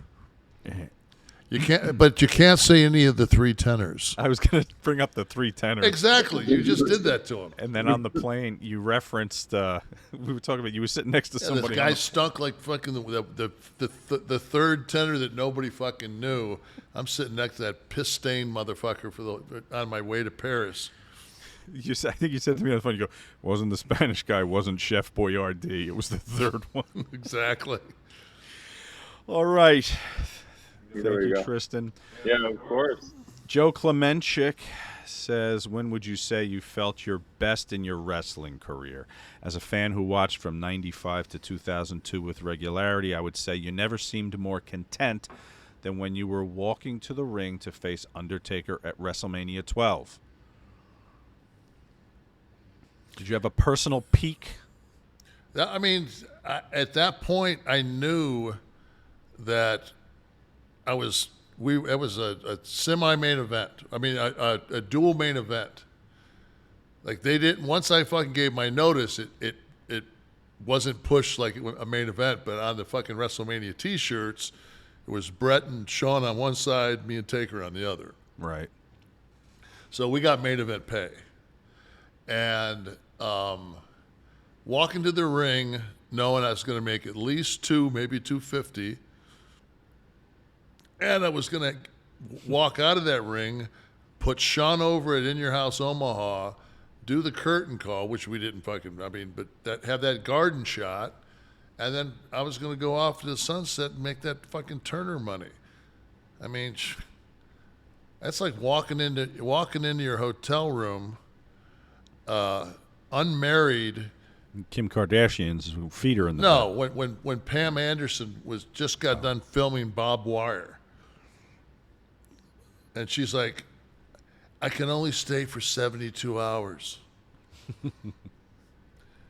Hold on a second. I know they haven't been invented yet, but can I take a Blue Chew? A fistful of them. Fistful 72. of dollars. Cancel all appearances for those 72 hours. Shake and Jake. Oh, but and you know what though? Make sure you give everybody fucking 73 days notice, because they're so fucking. You text them and tell them that they fucked up on the travel, and their response is nothing. Like, I guess they must have looked at what I could just see them looking at each other like fucking like two fucking like dogs, just like. Like, what do we do? I don't know. Let's not answer.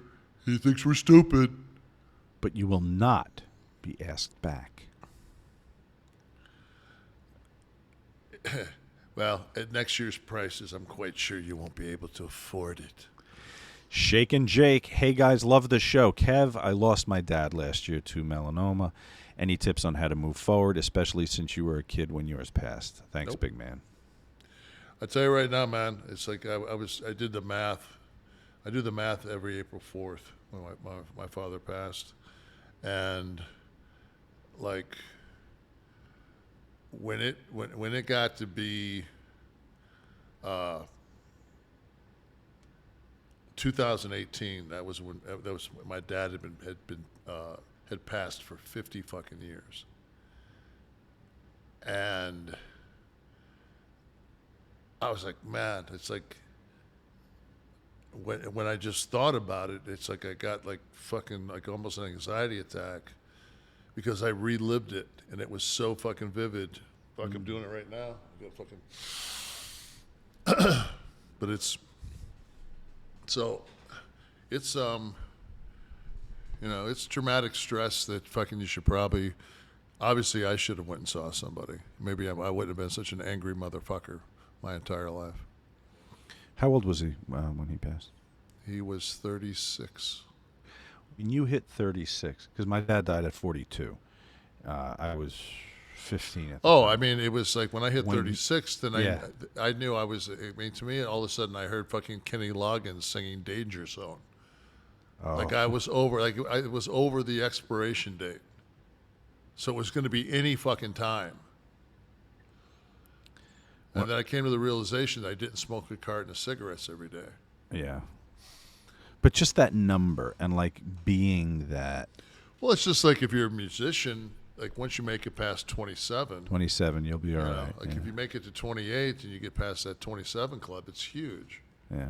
But fucking sure is ironic how, there we go, ironic. Is it ironic that how many guys and women have passed at 27?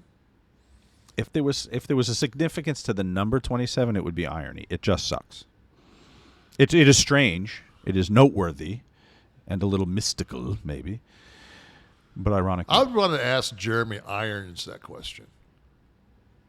I thought we should ask Alanis he wants to ask Alanis Morissette, but in my mind, I'm talking to He Sarah. just wants to hang with Alanis I'm Morissette. talking to Sarah Silverman, so I don't even see her. I just see Sarah, so I might as well just talk to Sarah. TJ Dizzle 0613. Love the show. Big Kev, do you think at this point it's just standard for anyone that had a bad break in the 90s to blame it on the Kliq? That way, it's just a reasonable excuse for anyone that couldn't draw. It seems to be a fucking strong go-to. You know, I mean, it's like when people would say like Nash single-handedly destroyed WCW, and I used to think like people would think like it would upset me. I'm thinking like, wow, like that you're almost giving me like that's almost Trump status. So like, I not only killed like a wrestling show that at one point had beaten Vince McMahon for 83. I believe that's Eric's show. I think I've heard 83 weeks somewhere. Yeah, it's my buddy Eric's show, which is very enjoyable.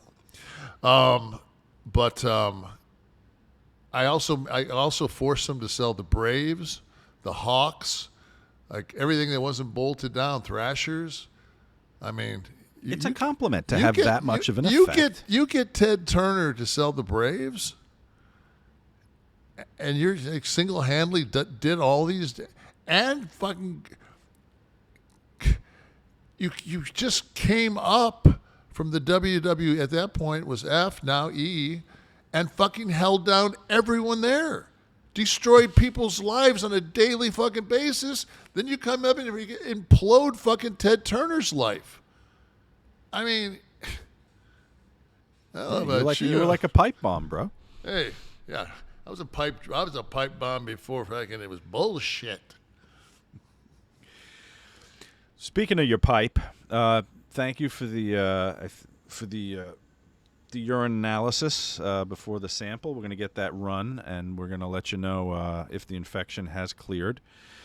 Listen, another week has gone by without the Stampede, but a good show nonetheless. Well, I mean, yeah, we didn't get to the Stampede, but. It's only because we had to deal with Tulsa. Let's just leave it. But just call it Tulsa / Detroit Pizza. The Tulsa incident. The Tulsa incident. I like that. That way we don't have to talk about anything else. It's just the viewers that had to sit through my ranting. I apologize for the fuck sticks in Tulsa.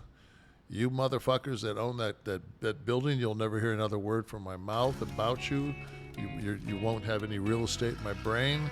It's just that when you think that you're going to fucking use Facebook to one-up Kevin Nash on your fucking stupidity and fucking irresponsibility and inability to fucking run a business, thus, I'm sure I'm sure it takes a lot of fucking brain power to work a vintage fucking toy store. Ah! Who wants Megatron? Ha! I wonder if they carry the doll with the hair, though. Yeah. I'll guarantee you there won't be any fucking Kevin Nash action figures. Probably not.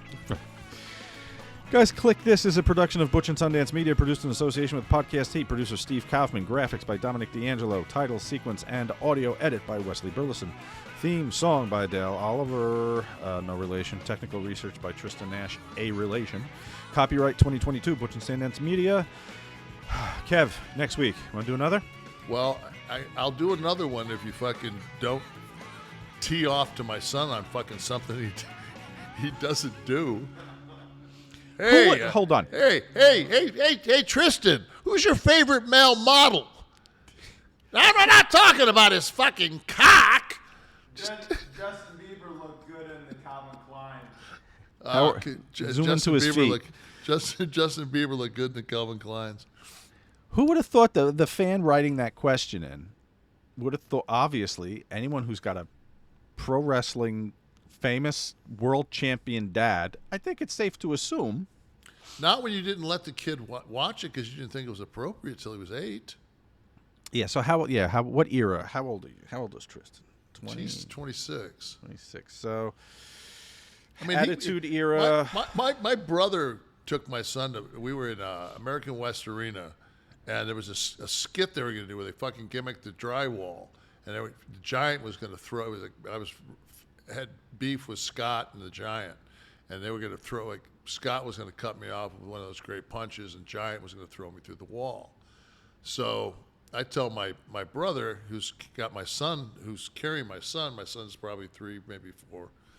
I said, take him out of here, so he doesn't see his dad go through this fucking wall. Oh, right. Well, my brother Mark, because he wants to see it, goes to a fucking TV monitor. So he took your son out of the arena, but put him in front of the television? out of that room, and stood in front of a television, and my son, of course saw it better than he would have fucking standing, because it's the perfect camera angle. And on top of all that, when they build the fake wall, they don't just fucking put up drywall, they put fucking studs up. That's the shit that happened to Fred Ottman, Shockmaster, when he fell through, because the cross beam tripped him up, so it doesn't break all the way through. So it's just like, so they throw me through, I hit a beam, I get fucking juice, and now I got to get sewn up, and I got to walk right by my son. I'm fucking bleeding like a motherfucker. Oh, you got hardwayed? Where? Yeah, in the fucking, right here, the fucking top of my fucking skull. Wow. I mean, I don't give a fuck. I'm smart enough to get a hand up, but you know what? Like, that hand ain't gonna fucking stop a 2x4 that's been nailed fucking like a guy's putting a foundation together. Right. Jesus. Like, I was done with it when I started seeing Kevin Sullivan when he was. Oh yeah. T was because I became very good friends with Kevin Sullivan. And we've stayed friends. And when Kevin lived down the Keys, my son went down and hung out with Kevin and got to see what a great guy he was.